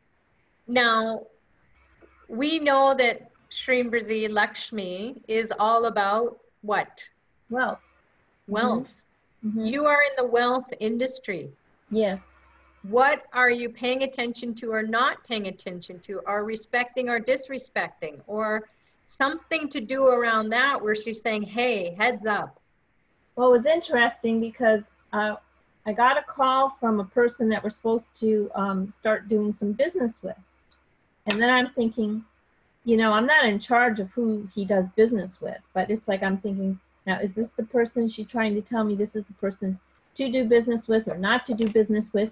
Do you see, it's like all of a sudden some caution went up there because the call was from that person. And that's how somehow my arm swung and that thing happened. And also I did not have a good day in terms of my own work situation. So all across the board, things were not going right. So, you know, it probably was, I was not paying, she was right there, but I might not have been paying attention. You're right. Something. Yeah, so be careful and bust some coconuts on Sunday, okay? Yeah, I already signed up for the coconut busting thing. Oh, you did? The emergency clinic? Well, it came on the email that you could do it for March 5th, a big, great day for Ganesh. Yep. So I signed up for doing the coconuts because I figured something needed to be removed. So I already signed up for that. I mean, the email came right afterwards. Like you could sign up for, there were 3 ones. One was 108, one was 27, one was like a few dollars, $5. So I did the middle one. Great. But yeah. I mean, on that level. And then, you know, it's like this week was very busy because we went out of town. And, you know, sometimes when you go out of town, you're not, some of your practices get missed a little bit here or there, at least for me, because they're so busy. And what was really nice is I don't always get on Friday nights, puja that you do. But last night I got on and it was really nice because you said, just keep doing your practices, even if sometimes you're not quite, you know, don't have them completely the way you want them, just keep doing them. You said something to that effect, you know, just pick up where you are and keep moving with your practices, you know. So last night in the middle of the night, I was up a lot, so I did a lot of practices last night and this morning, like I usually do. And, you know, I feel more like I'm back home and things are more in line. But I really thought that, you know, it's like I really have to look at, it had to do with, I felt a level of respect, and I need to be more respectful, you know, in my own mind. That's what came up after she fell on the floor. But are you supposed to do anything to the statue after it drops on the floor like that? Yeah, you can just give it a bath. Yeah, I did. I gave it, I took it, I really gave it a good shower yesterday. Aww. Yeah. I carried it with me, like in my pocket with wrapped in a nice cloth. And, you know, just said, you know, totally, I was sorry that, you know, that she got knocked over, you know. So thank you. Because I know with beads, like if they break, you say your karma's finished with them, you know. So that's why I was asking the question. That's great. Anything else? You. No, everything, you know, it's like, I loved the one girl who's on the Wealth Rising, her experience. That was really uplifting because she said she saw a shift in her attitude, shift in her ideas. And sometimes we're looking for the shift to be money or like more wealth or whatever, but shift in attitude is really important. And I thought that was such a wonderful share. I got so much out of that because, you know, on some level, I got to tell you, I felt still all riled up inside. And I feel like stuff is still happening and I'm observing it more. And the full moon was such an intense day, and I might not have even realized it was the full moon because I was traveling. I did 4 limes one day, you know, just like all right in a row, you know, and I haven't been doing the Maruga practice that you showed today, but I'm going to start doing the Maruga practice with because I do have Mars energy, and I'm in a Mars spot. The veil? Yes, the veil with the line. Yes, I'm going to start doing that. Yes. Yes. Great. So thank you. It's great to see you while you're doing this class too. Yeah, this is great. How's your sesame lamp going? Good. I got it going. After how many tries? Probably about 8 last time. And this time? I keep trying. So I'm taking that in my own life. I just got to keep trying and keep doing, but be more attentive, be more aware of what I'm doing. Because sometimes it's like, you know, sometimes your actions, you're just like, just doing them without that mindfulness and really the awareness of what you're doing. And I think that sometimes when I'm in that state, I'm not even aware I'm in that state. Do you follow me? And it's like, oh, and now I'm going to be more aware of it, because, you know, you have to be very present with what I'm doing. When you're not present, things can go really haywire. Absolutely. And it goes fast, but then you can get back on really fast too. So Yeah. if you fall down, just get back up. That's it. All right. All right. Are you doing the line for a specific reason right now? Because that line just looks so juicy. It is very juicy. It's all over my clothes right now. I mean, that is such a green line, you know? It's awesome, right? Yeah, it's awesome. It's awesome. Very Yeah, awesome. I'm just showing it because people need to maybe just see how easy it is to do. You know, Yeah, you just very take it and it's just gentle. Yeah, There you just go. put it in. And then you leave it there, right? You just leave it there on your altar or have it on your windowsill. I have a bowl of them in the kitchen, and I just, whenever I'm going on to the next client that I have to talk with, or onto a meeting or something that's going to be a lot of energy to come into focus and get balanced and get clarity, this is my go-to. Or the coconut, you know, I will have it, I'll just have it sitting here, just like this at my throat, because that's where the karma is. Oh. So you just imagine all the karma going into the coconut or going into the lime, and it does wonders. It's at a metaphysical level. It's at I'm going to do much. I have been doing limes, but I haven't been doing the vel in the lime. I will start doing that this week. Yeah. Coconuts, I have never smashed a coconut. Get smashing them, Lalita. You'll feel so good. Okay, all right. So I gotta get a coconut. I'll get a coconut today. I know you put it in a bag and you just keep cracking it until it cracks, right? Yeah, you can do it once, or you can take it, put it in a bag, and take a hammer and crack it. Okay, I don't even think I have a hammer, so. Okay. Well, try it with the bag, or just take it out where you can and just throw it. Throw it? Oh, until it cracks. Until it cracks, yeah. Okay, I never It's thought of that. more you doing it than the actual thing getting done. It's more you knowing energy all going into it, and I'm smashing it to smithereens because I don't know what else to do. Okay, well, you know what? That's what day is that? That's for tomorrow, right? Tomorrow? That's for Sunday. Well, according to EST, it's looking like around 2:30 in the afternoon. But it doesn't mean that you can't smash it before then, because Sunday is Ganesha's day. Right. Okay. Great. Yeah. Well, I'm going to do something new. Number one is I'm going to go today. I'm going to get a coconut. But I'm also going to get bunches of limes, because I'm going to start doing that. And I haven't been doing that. So that's a new thing to implement. So thank you very much. Thank you. Thanks for inspiring others to keep doing their spiritual practices no matter what. Yeah, no matter what. I mean, that's the best thing to hold on to. It's like, I'm so happy that today I have like quiet, and tomorrow I have quiet. So it's like, you know, I need that quiet. I need to go inward and do more practice that I can do on the weekend, you know. So I have a free schedule this weekend because this week's been very busy.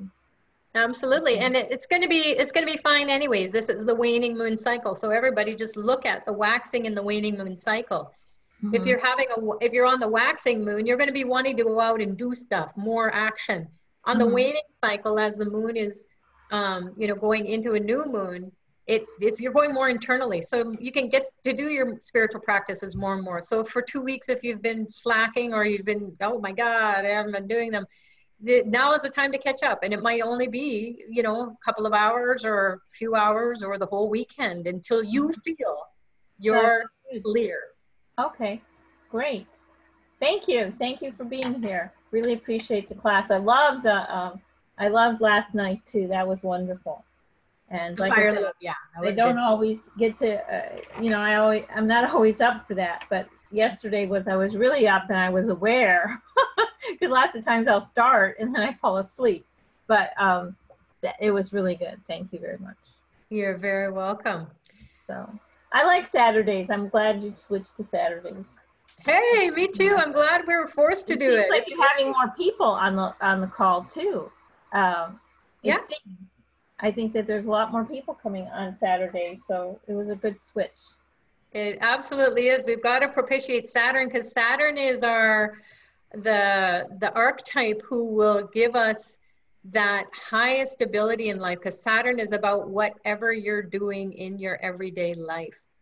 So we don't want to just do spiritual practices to get high and, you know, feel good and all the rest. We want to apply it in our everyday life. It's not that we won't get high on our practices every now and then, but then how do we navigate life moving forward with our spiritual practices? So Saturn supports that. He creates that structure in you.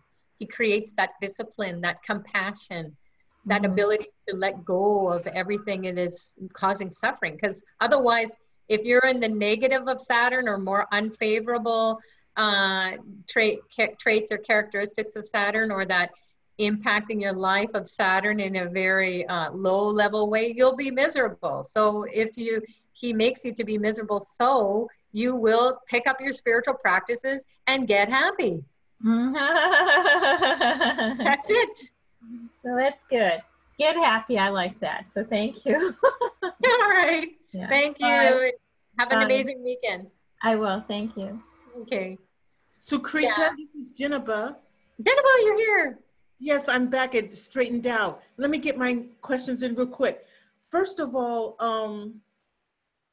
during the meditation, when we were going up to the merge with the red light, I heard you say a name that started with a K. And is that another name for Muruga? No.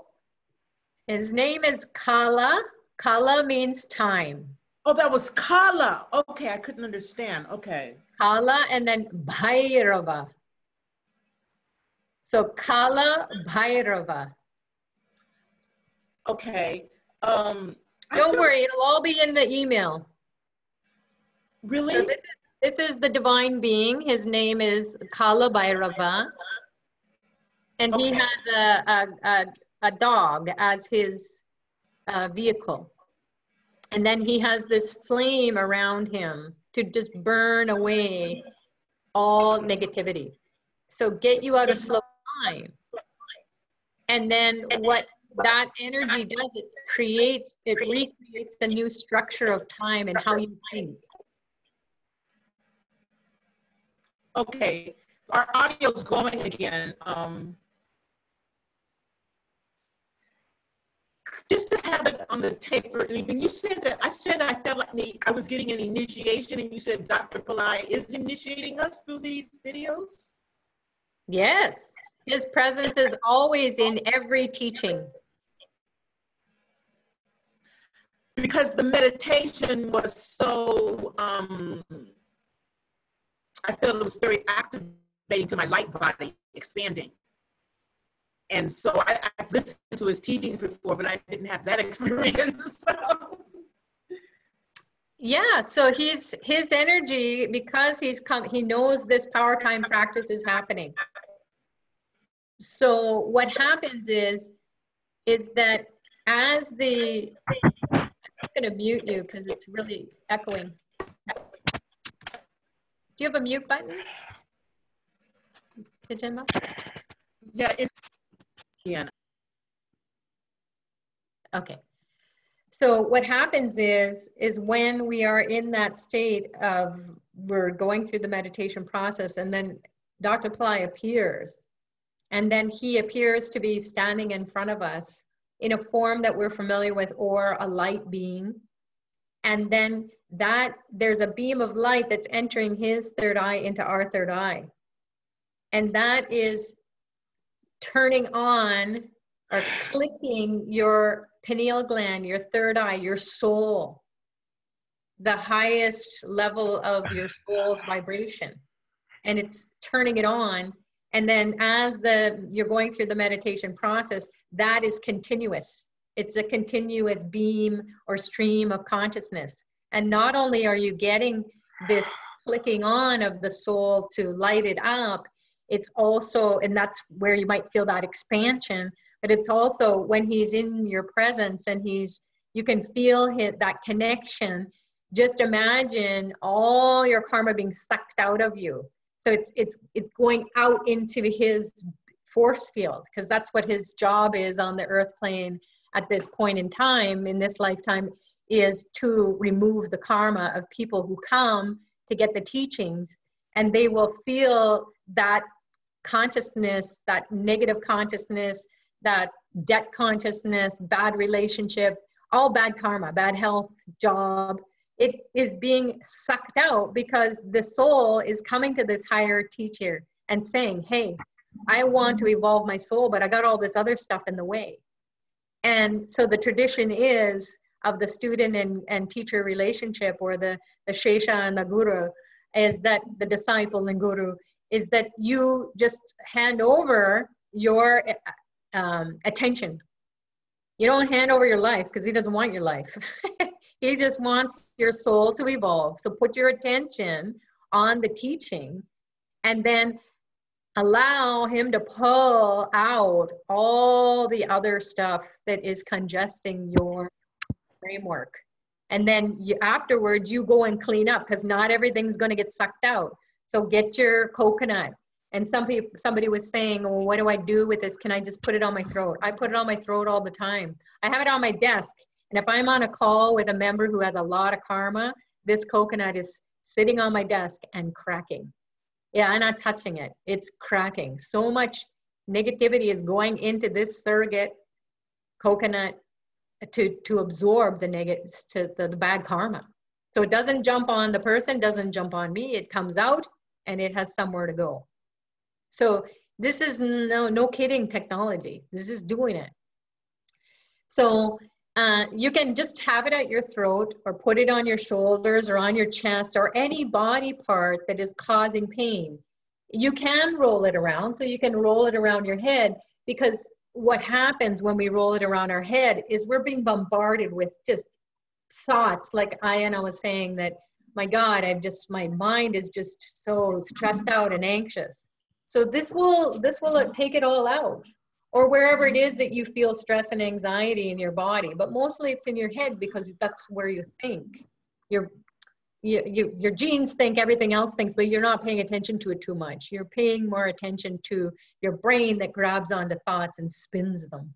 And then you're on spin cycle. So you can just roll it around, put it on your eyes if you have tired eyes, put it on your ears, put it on all these sense organs, because guess what? They're all orifices, right? They're all openings for negative energies to come in. They have a way in. So it's easy. So no wonder whatever we say, we got to be careful. Whatever we see, we have to be, very careful about what we choose to do. Whatever we're smelling gives us a sense of warning, or gives us a sense of comfort. Whatever we're hearing, that doesn't sound right, or that sounds awesome. And then whatever we're feeling, So the sensory organs need to be constantly purified. And so these technologies, whether you believe it or not, that comes afterwards. So even if you don't believe it at all, keep doing it until you have a breakthrough, because that will be way better on your brain and your body and your whole being, than to sit and complain forever and ever. Amen. All right, who's there? Namah Shivaya. Oh, hi. I want to thank you so much. Your sunshine just invades my heart, and I was going to go to India. I had all the money down the flight, and one day before I was to get on my flight, I was rushed into an emergency hospitalization. And what happened, Baba was working on my throat chakra like he was everybody to remove karma. And I had this giant abscess. It was vocal nodes that kind of exploded into this grouping of lumps. And I had emergency surgery. Jai Radha said, Jeffrey, I think Baba was doing an intense karma removal on you. So I missed my trip to India. I had an operation. It was a divine success. and your class and your meditation on Masimaga, I was just flying with energy. I couldn't believe it. I felt so connected. So just thank you, dear. You're so wonderful. You really do embody Baba and his teachings, and it's just such a gift. Thank you, thank you. Oh, Namah Shivaya, I'm so happy to hear that you're doing well. And your trips to India that you shared with us brought some of it to me, and it meant a lot. Oh, that's what we're here to do, is to, if you can't go to the mountain, we'll bring the mountain to you. There you go. Well, give my love to Canada, okay?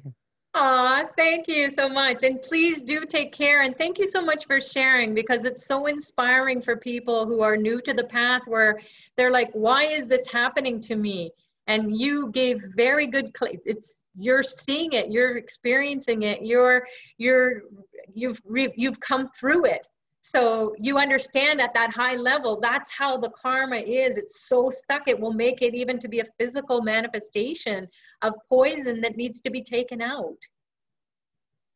I know I'm going to be, you know, 1,000,008 times better when I get back to work and everything. I think my life is going to change for the better because of this.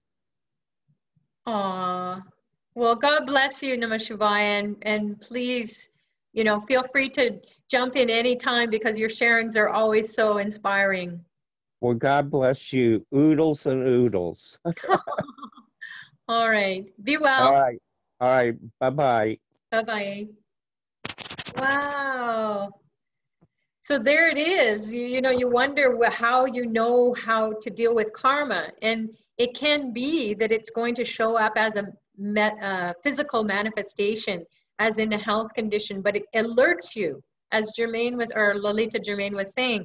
It made me, when they knocked the Lakshmi statue over, it made me to become alert and to get back on my spiritual path. That is the highest and best and easiest. And it will take you out of this karmic cesspool that just tosses you around like a, you know, a dust to the wind. And you don't know where you're going, what you're doing, and you're totally out of control.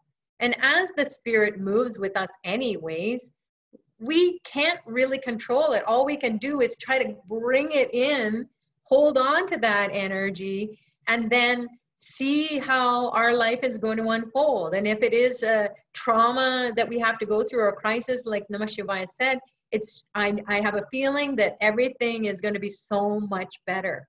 I needed to go through this for some higher reason. And then that gives you wisdom. That allows wisdom to come in. That allows the higher intelligence to come in. And it allows the higher intelligence to do you versus you doing a practice. So now you understand what it is. You experience it. You feel it. You've done the steps. And then you, as Namah Shivaya said during the fire lab, the Mashimaga fire lab, just went to a whole different realm. It just went high, you know, because that karma has broken through.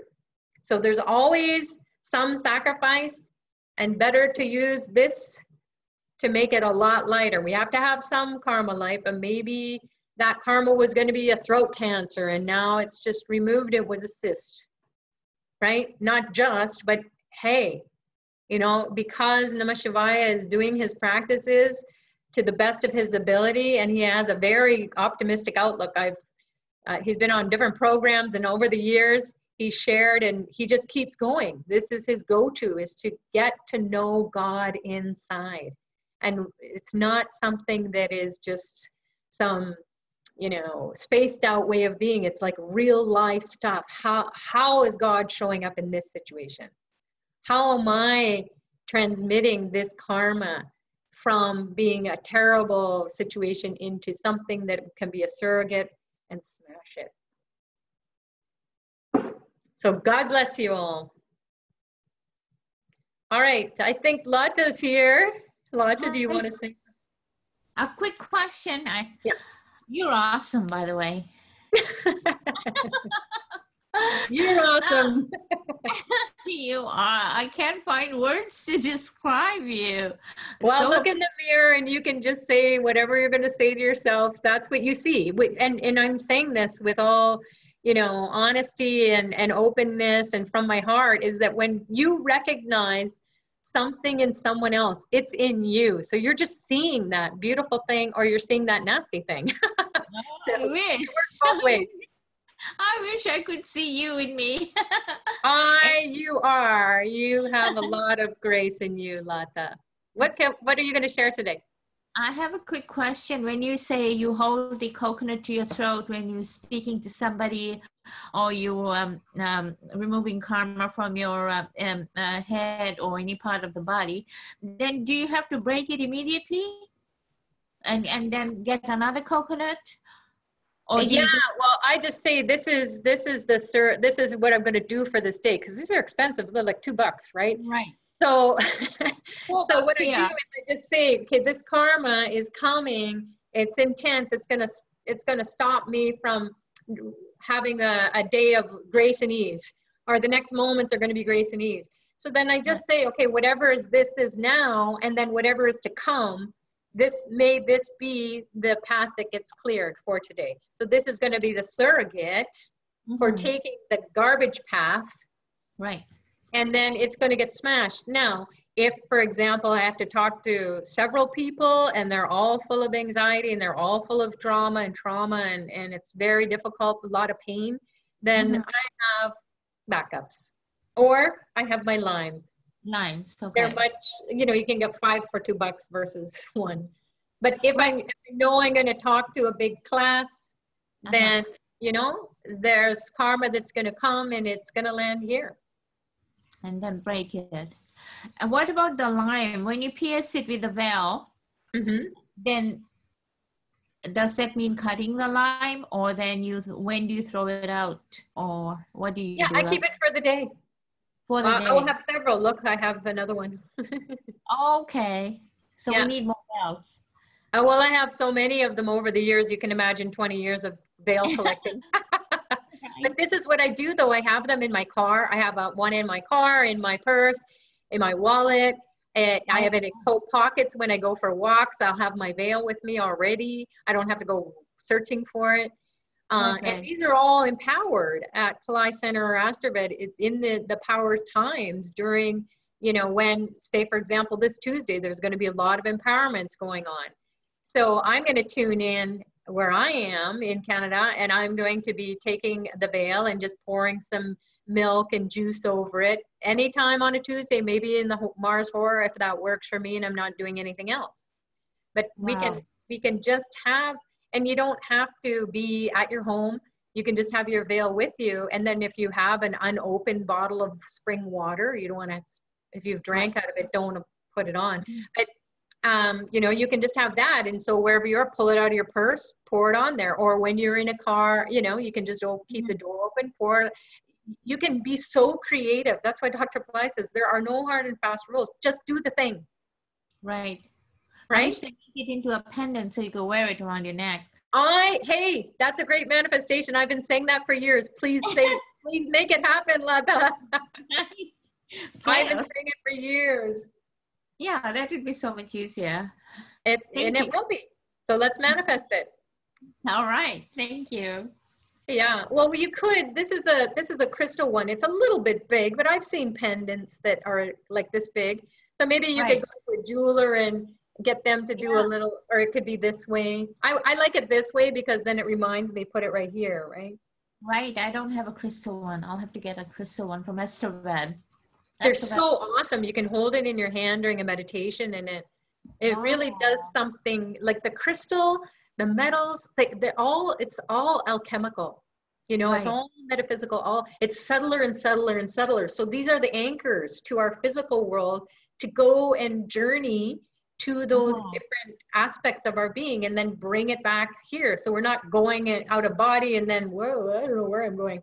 And then we come back and it's like, oh, I don't really know what happened. But when you have that veil before and after, or even during, you will be going to places that, you know, you see all your thinking, all your thoughts, and you in your meditation and when you're calling on this veil as your touchstone, it is bringing so much more intelligent behavior. It's just X, that doesn't exist anymore. Do not be charged by this.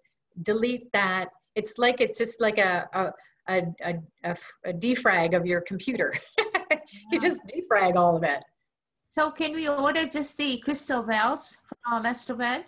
You might want to send an email to the support@astromed.com or check on the services, because I don't know which services, but generally speaking, whenever they're doing a Muruga thing, they will order all kinds of veils. Okay, thank you very much. Thank you, Lada. God bless you, beauty. And you too. Thank you. All right, someone is saying, during which hora, Fran is saying. So you can do it during any hora. Please just do it. Don't wait for the hora, because something might happen. And that's what these silly forces do. They make us to forget. Just like, I think it was Dejena was saying, I totally missed signing up. I wanted to sign up. So this is what happens. We get distracted, and then the forces they're hidden. We can't see them, and we will miss out. So just do it during Mars hora if you can. That's a really powerful hora. It happens like 3 times in a 24-hour period. So if you miss the morning and you miss the afternoon, there's going to be one at night. Just wait up for it. Or you can say, you know what, I need to sleep. So I will do it during the hora that I feel is best for me. So always Jupiter hora is good, because Jupiter is guru. So you just say, hey, you know, I just totally missed the Mars hora.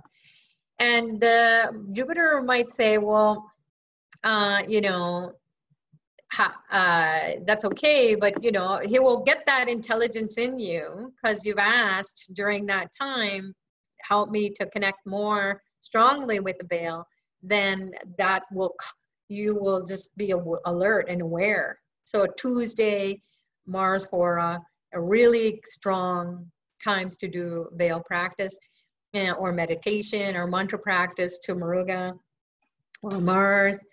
And, you know, the stars they talk about, Vishaka, Kritaka, or any of the stars that are ruled by Mars or Muruga. So Dhanishta is one, and then, oh my God, I'm losing it. So the, oh, here's some stars right here. Oh, I just said them, Vishaka and Kritaka. So those are the main stars. All right, so do it during Mars hora. If you didn't catch the lime, if it should be, yeah. So if you want to cut a lime, so this is one, if you don't have a veil and you can't do this, then you can just take a lime, put it on your throat. Take that out because it'd be dangerous. So you take a lime and you just put it on your throat, and you can say Tirunilakantam, or you can say Muruga, Muruga, Muruga, because now you know, hey, I can call on Muruga. And he knows that I don't have a spear or a veil, so I will just call on him to take the karma away, because he gets rid of karma, maya, ego. So the ego is so negative. The maya, this illusory force that says, oh, you must do this, you must suffer. And you go, yeah, that's my karma. And you just kind of say, well, it's better than nothing. No, just enough. I think we talked about that with Lalita Germain. Just say enough, and now a week later she's doing great. So so you take the lime, it doesn't have a cut in it, it's just a whole lime, and put it on your throat, put it on your eyes, put it everywhere, roll it around, roll it up and down your body. Feel this till it gets heated up with this karma that it's going to explode. You know you've done enough, and it can be for 10 seconds, it can be for 1 minute, it can be for some people sleep with them. Sometimes when I know a planet is going to be hammering me, I will call on Lord Muruga, because he can control the 9 planets to some degree, because he's a warrior. He'll say, hey, back off. Okay, you got to do something for them, or so they learn their lesson, but don't harm them so they can't even correct themselves. So you take that lime, and then what you can do afterwards is you just cut it with a knife, and then throw it into your recycle, or throw it in the garbage. Karma's done. Don't use it and drink it. Oh my God. Got enough karma. Yeah, Lalita, you're back. Yes, I'm back because I want to say something. You know, last week I was feeling miserable and my eye had blown up and everything. I wasn't quite sure what to do, but I did do, I kept asking for help. I asked Lord Maruga for help because I know he's healing. I used Saravana Babaya. Just was constantly asking for help. You helped me too, getting the Saturn light going and all this kind of stuff. And you know, I'm very cautious with who I go to in terms of the doctors because I'm not really into medical doctors that much, you know? So I just kind of sat and waited, and I called a friend and she said, I knew her face had some problems. So she said, oh, I have a cream. In fact, I have a prescription. You could try this. So I got the cream. But it was amazing that I went to this, to go pick up Gerard, who was at some kind of health conference. And out of it, I ended up standing in front of this Tibetan guy who was a healer, you know? And it was like so amazing. The reason I'm sharing this, it was so amazing that this person was just like right there. I didn't try to have this person there. Do you know? I mean, he was right there. And then what was amazing, he, you know, took my pulse and he's telling me what's going on. And he said, you know, I had problems with my liver. I know, just be a minute, liver and kidneys. And then, you know, I paid like $99 for this thing. And then of course he wanted more money. And then I said, okay, I'll go for it. But none of my credit cards would actually take the charge because they were kind of like full. And so the guy said to me, he said, oh, God just told me I need to work on you. And what happened is he did my liver, he did both kidneys, and he took this silver paper, you know, and he put water on it and some kind of, you know, it might sound strange, but he put it on my liver, he put it on my kidneys, and he said I was very, I had a lot of heavy metals in me. And what happened is it pulled out those heavy metals, you could see them right there. And it was like, I thought, it's so interesting because with my kidneys, I know I go to the bathroom a lot, whatever. This week, I'm doing so much better, and I think it was because of that healing. But what the reason I'm sharing it is because there was a lot of thought put into the prayer and the thinking, and I was telling you how I felt, right?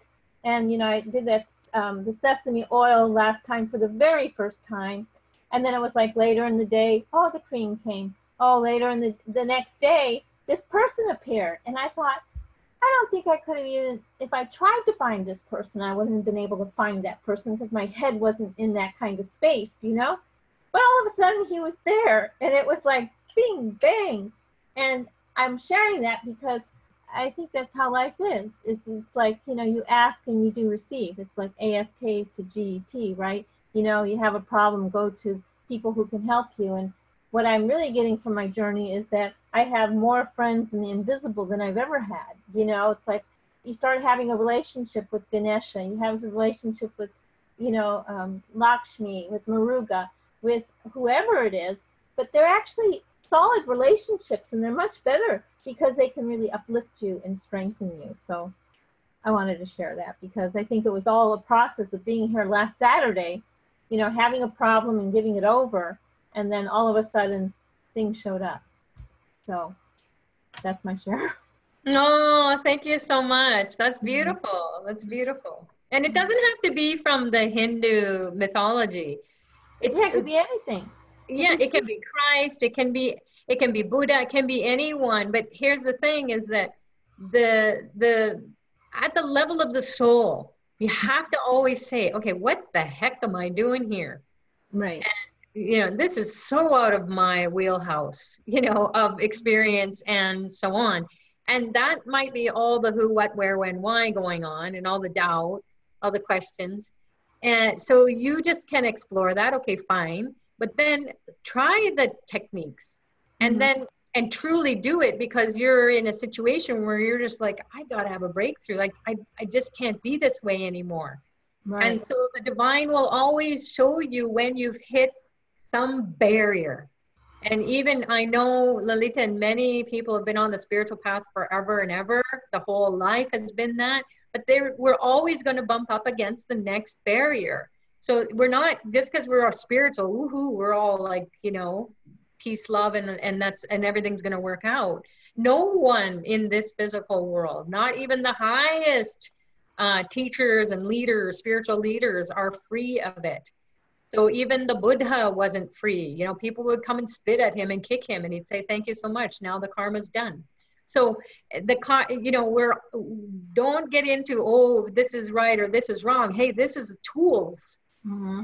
Just use them in life and you will open up this new realm of consciousness that you can tap into anytime, as you said, and they can become your friends. You're thinking about them. There's a telepathic connection, and it's immediate Wi-Fi. Immediate. That's great. Thank you. All right. Thank you. And then Bhairavi's just posted, chant to control the 9 planets. It's only $6. And this, I mean, you have to get it. I can't even say enough about it. I was there when he first launched it. It was in Sweden. And he was selling them. And I was like, oh my God, I wanted to buy them all up. And I was just helping at the event, so I couldn't, but I got one. And I played it because he had tried to record this. It's such a sacred chant. It's so life-changing. It controls the planets. It does. And you have a breakthrough in that 20-minute or 30-minute meditation. And you go into the space where it all began, all the karma coming from the planets, pinging you everywhere, and in the beginning, you'll feel all the memories and the life flashing, and you'll go, oh my God, that's why that happened. That's why, and you'll have this whole catharsis. Not to discourage you if you're not ready to go deep. It's going to take you as deep as you need to go, but that's what it did for me. And prior to it being launched, every time Dr. Pillai wanted to record it, the studio blew up. Not blew up like as in a fire and everything, all the equipment. It was so high. It was so like way over the top that the electronics can't even handle it. And it did. And he tried it. And finally he got it recorded. And then when it came out, it was just exploded on the scene, and so many people have benefited from it. So please put that into your daily practice if you can, to break through some difficult challenges until you get in alignment with all the planets. So especially when planets are transiting. So again, we shared about this at the beginning. Mars is going to be shifting, and Mars is all about technology. So get on the good side of Mars and then align yourself with this technology. This is high tech. I have that CD and I haven't been using it. I'll start using it again, that 9 planet one. It's like a great CD. Yeah, and here's the thing too, is that CD, when you listen to Dr. Pillai, he will say the sounds nulla nulla. And that is kind of like nullifying it, right? You're nullifying, but it's also, here's the fun part, it's also a name for Lord Saturn. Oh. So he will help that when you listen to this Control the 9 Planets, it's Shiva as this Lord Saturn in this form of Shiva, that he says, okay, give these guys a break. You know, they can't have any more delays and hardships, because that's Saturn's job, is to cause delays and hardships. So when you listen to this chant to control the 9 planets, when you can, you know, if you can't put it into your practice every day, just know when you're really having a tough time, put all your other ones, your meditation practices aside for a moment, and just go lay down and listen to this. Even if you fall asleep, it's going to align all these planetary influences that are coming from within you and also all around you. So do it, get it, and it's $6. What? So cheap. Oh, it's a beautiful CD. Thank you. Yeah. Well, now it's an audio download. I don't know if they can get it in CD form, but it's an audio download, if that's what you're saying, Lalita. Yeah. Yeah, so let us know how that goes next week. Hey, we've got you busy. So Karen is saying, I've been playing the 9 Planets meditation every morning at 4 a.m. Oh, wow, what a great way to start your day. Because you're at the Brahma Muhurta hour, which is like the hour of God. So when the hours, it's a time frame, I'm just saying 1 hour. So it can be anywhere from, 2 to 6, and the really peak hours are like 3, 4, 5 maybe. So in that time frame, you're saying to the planets, hey, I'm gonna wake up and start my day, and it's gonna be clear sailing for all you guys. You're gonna impact me every day. I'm not gonna be able to do my horror watch and all the rest. I'm going to pray to you now. Hey. And they'll be like, yeah, you're good to go. You got the whole day. You're clear. You don't have to stand in the security check lineups or stand in any lineups. So Karen is saying, I set my alarm and I wake up and do the meditation. Fabulous. And Bhairavi is saying it's a mix of English and Tamil. Yeah, it's so, and the Tamil is it's God, it's the language of God. It's the sounds of God. So it's higher than our language of English, German, French, whatever. It has a higher vibration. It's like Sanskrit or Hebrew, you know, it's very high, vibrating, sacred sounds. And then through Dr. Pillai's voice, because he wants us to understand, he says it in English so that you can visualize, because it's a visualization. It's so fun too, because he just takes you and he guides you. You don't have to do anything. He's just guiding you and you're swimming in it. And then you're visualizing Lord Shiva and all the different, I don't want to give it away. But then you really experience this in your heart. It would just like, it explodes. And you feel, I am so protected. Awesome. And because the saint who gave it to him, he just, Yanasamana, he says, hey, anyone who gets to listen to this, their life gets to be karma free. So every day, as Karen is saying, every day, listen to it and you're karma free from that day. Meaning that only good karmas are going to come to you, because karma has to come, but it's going to be smooth sailing. So why not? Why not get that energy in you? And that it's not just energy, oh, I feel good. It's intelligence. Like Jermaine was saying, Lolita was saying, I just turned and here's this healer right next to me. I could never dial him up or look him up in Yellow Pages or get a referral and whatever. He's right there. And then I can't even pay for it. And he says, God's telling me to give you this healing. What? So that's how the divine works. And then do this and you will align with that and your life will be an adventure. It will be like, whoa, pinch me. Is this real? Like, is this really happening? You know? Okay, so Bhairavi's posted the link. It's on Pillai Center. And then, yeah, listen to it. And you don't have to listen to it first thing in the morning if that's not going to work for you. Just listen to it sometime. Listen to it while you're driving or you're traveling. You have 20 minutes or 30 minutes to just listen. You don't have to do anything. Just get the vibration into you. Even if you got to be called, you know, someone's calling you in the midst of it as you're traveling and you got to talk business, whatever you got to do, pick up milk, you know, bread, that's fine. But that energy is in you and you, as you come home, you're going to be clear. So use it as a cleansing because these planets are going to impact you every single second, not just every aura. We're just working with the aura because people would freak out if they had to pay attention every second. Okay.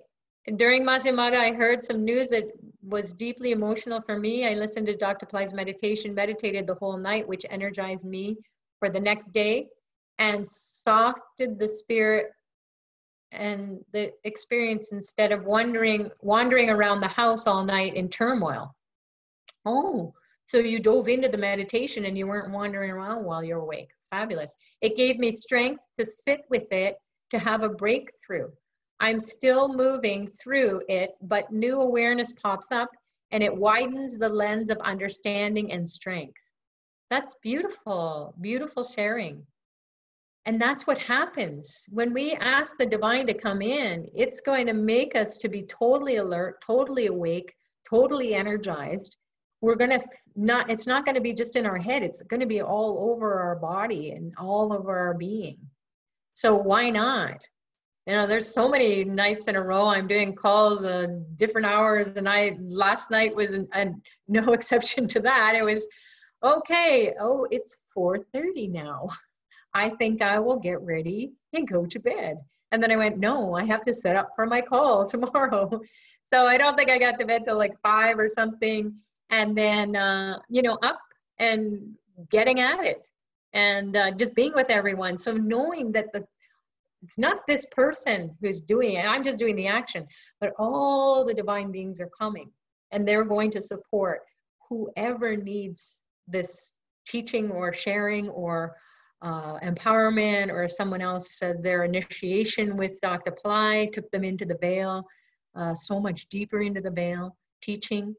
So that's how it is. We all show up and the teacher appears, the teaching appears, and here we are. We've done something that's way more, it has a way greater return on your investment of your time and your money and your energy. So with that, I think we'll wrap it up, because I'm going to get into trouble from my team saying, you talk too much, you keep those calls going too long.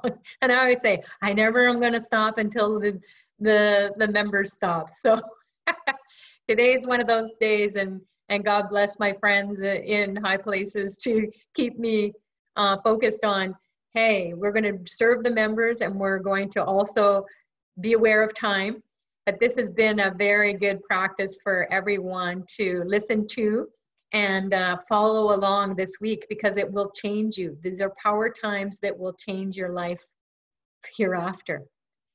So God bless you all, and we'll see you in the ether. Maybe I'll be whispering in your ear, hey, it's Sunday, break a coconut. Or hey, it's Tuesday, get your veil out. Or hey, it's Wednesday, Thursday, visualize this being, this red being above your head, and feel this energy coming up. And then that Preta Kala Bhairava, Wudyamo Bhairava. All that information is going to be sent out to you in the email. Thanks to Radha and Yagna for doing what they do magically, capture everything that went on. And then they post it to you guys so that you'll have it. And then there'll be SoundCloud recordings if you only can get the audio. And then the videos will be coming later on, maybe midweek. Hopefully we can get that, maybe with Kala Bhairava's grace and blessings, we can get that faster. So let's all pray for that. We get our videos up a lot faster. All right. Thank you, thank you, thank you. Thanks to Dr. Pillai for being here, and all the divine beings. Have a blessed week ahead. Namaste.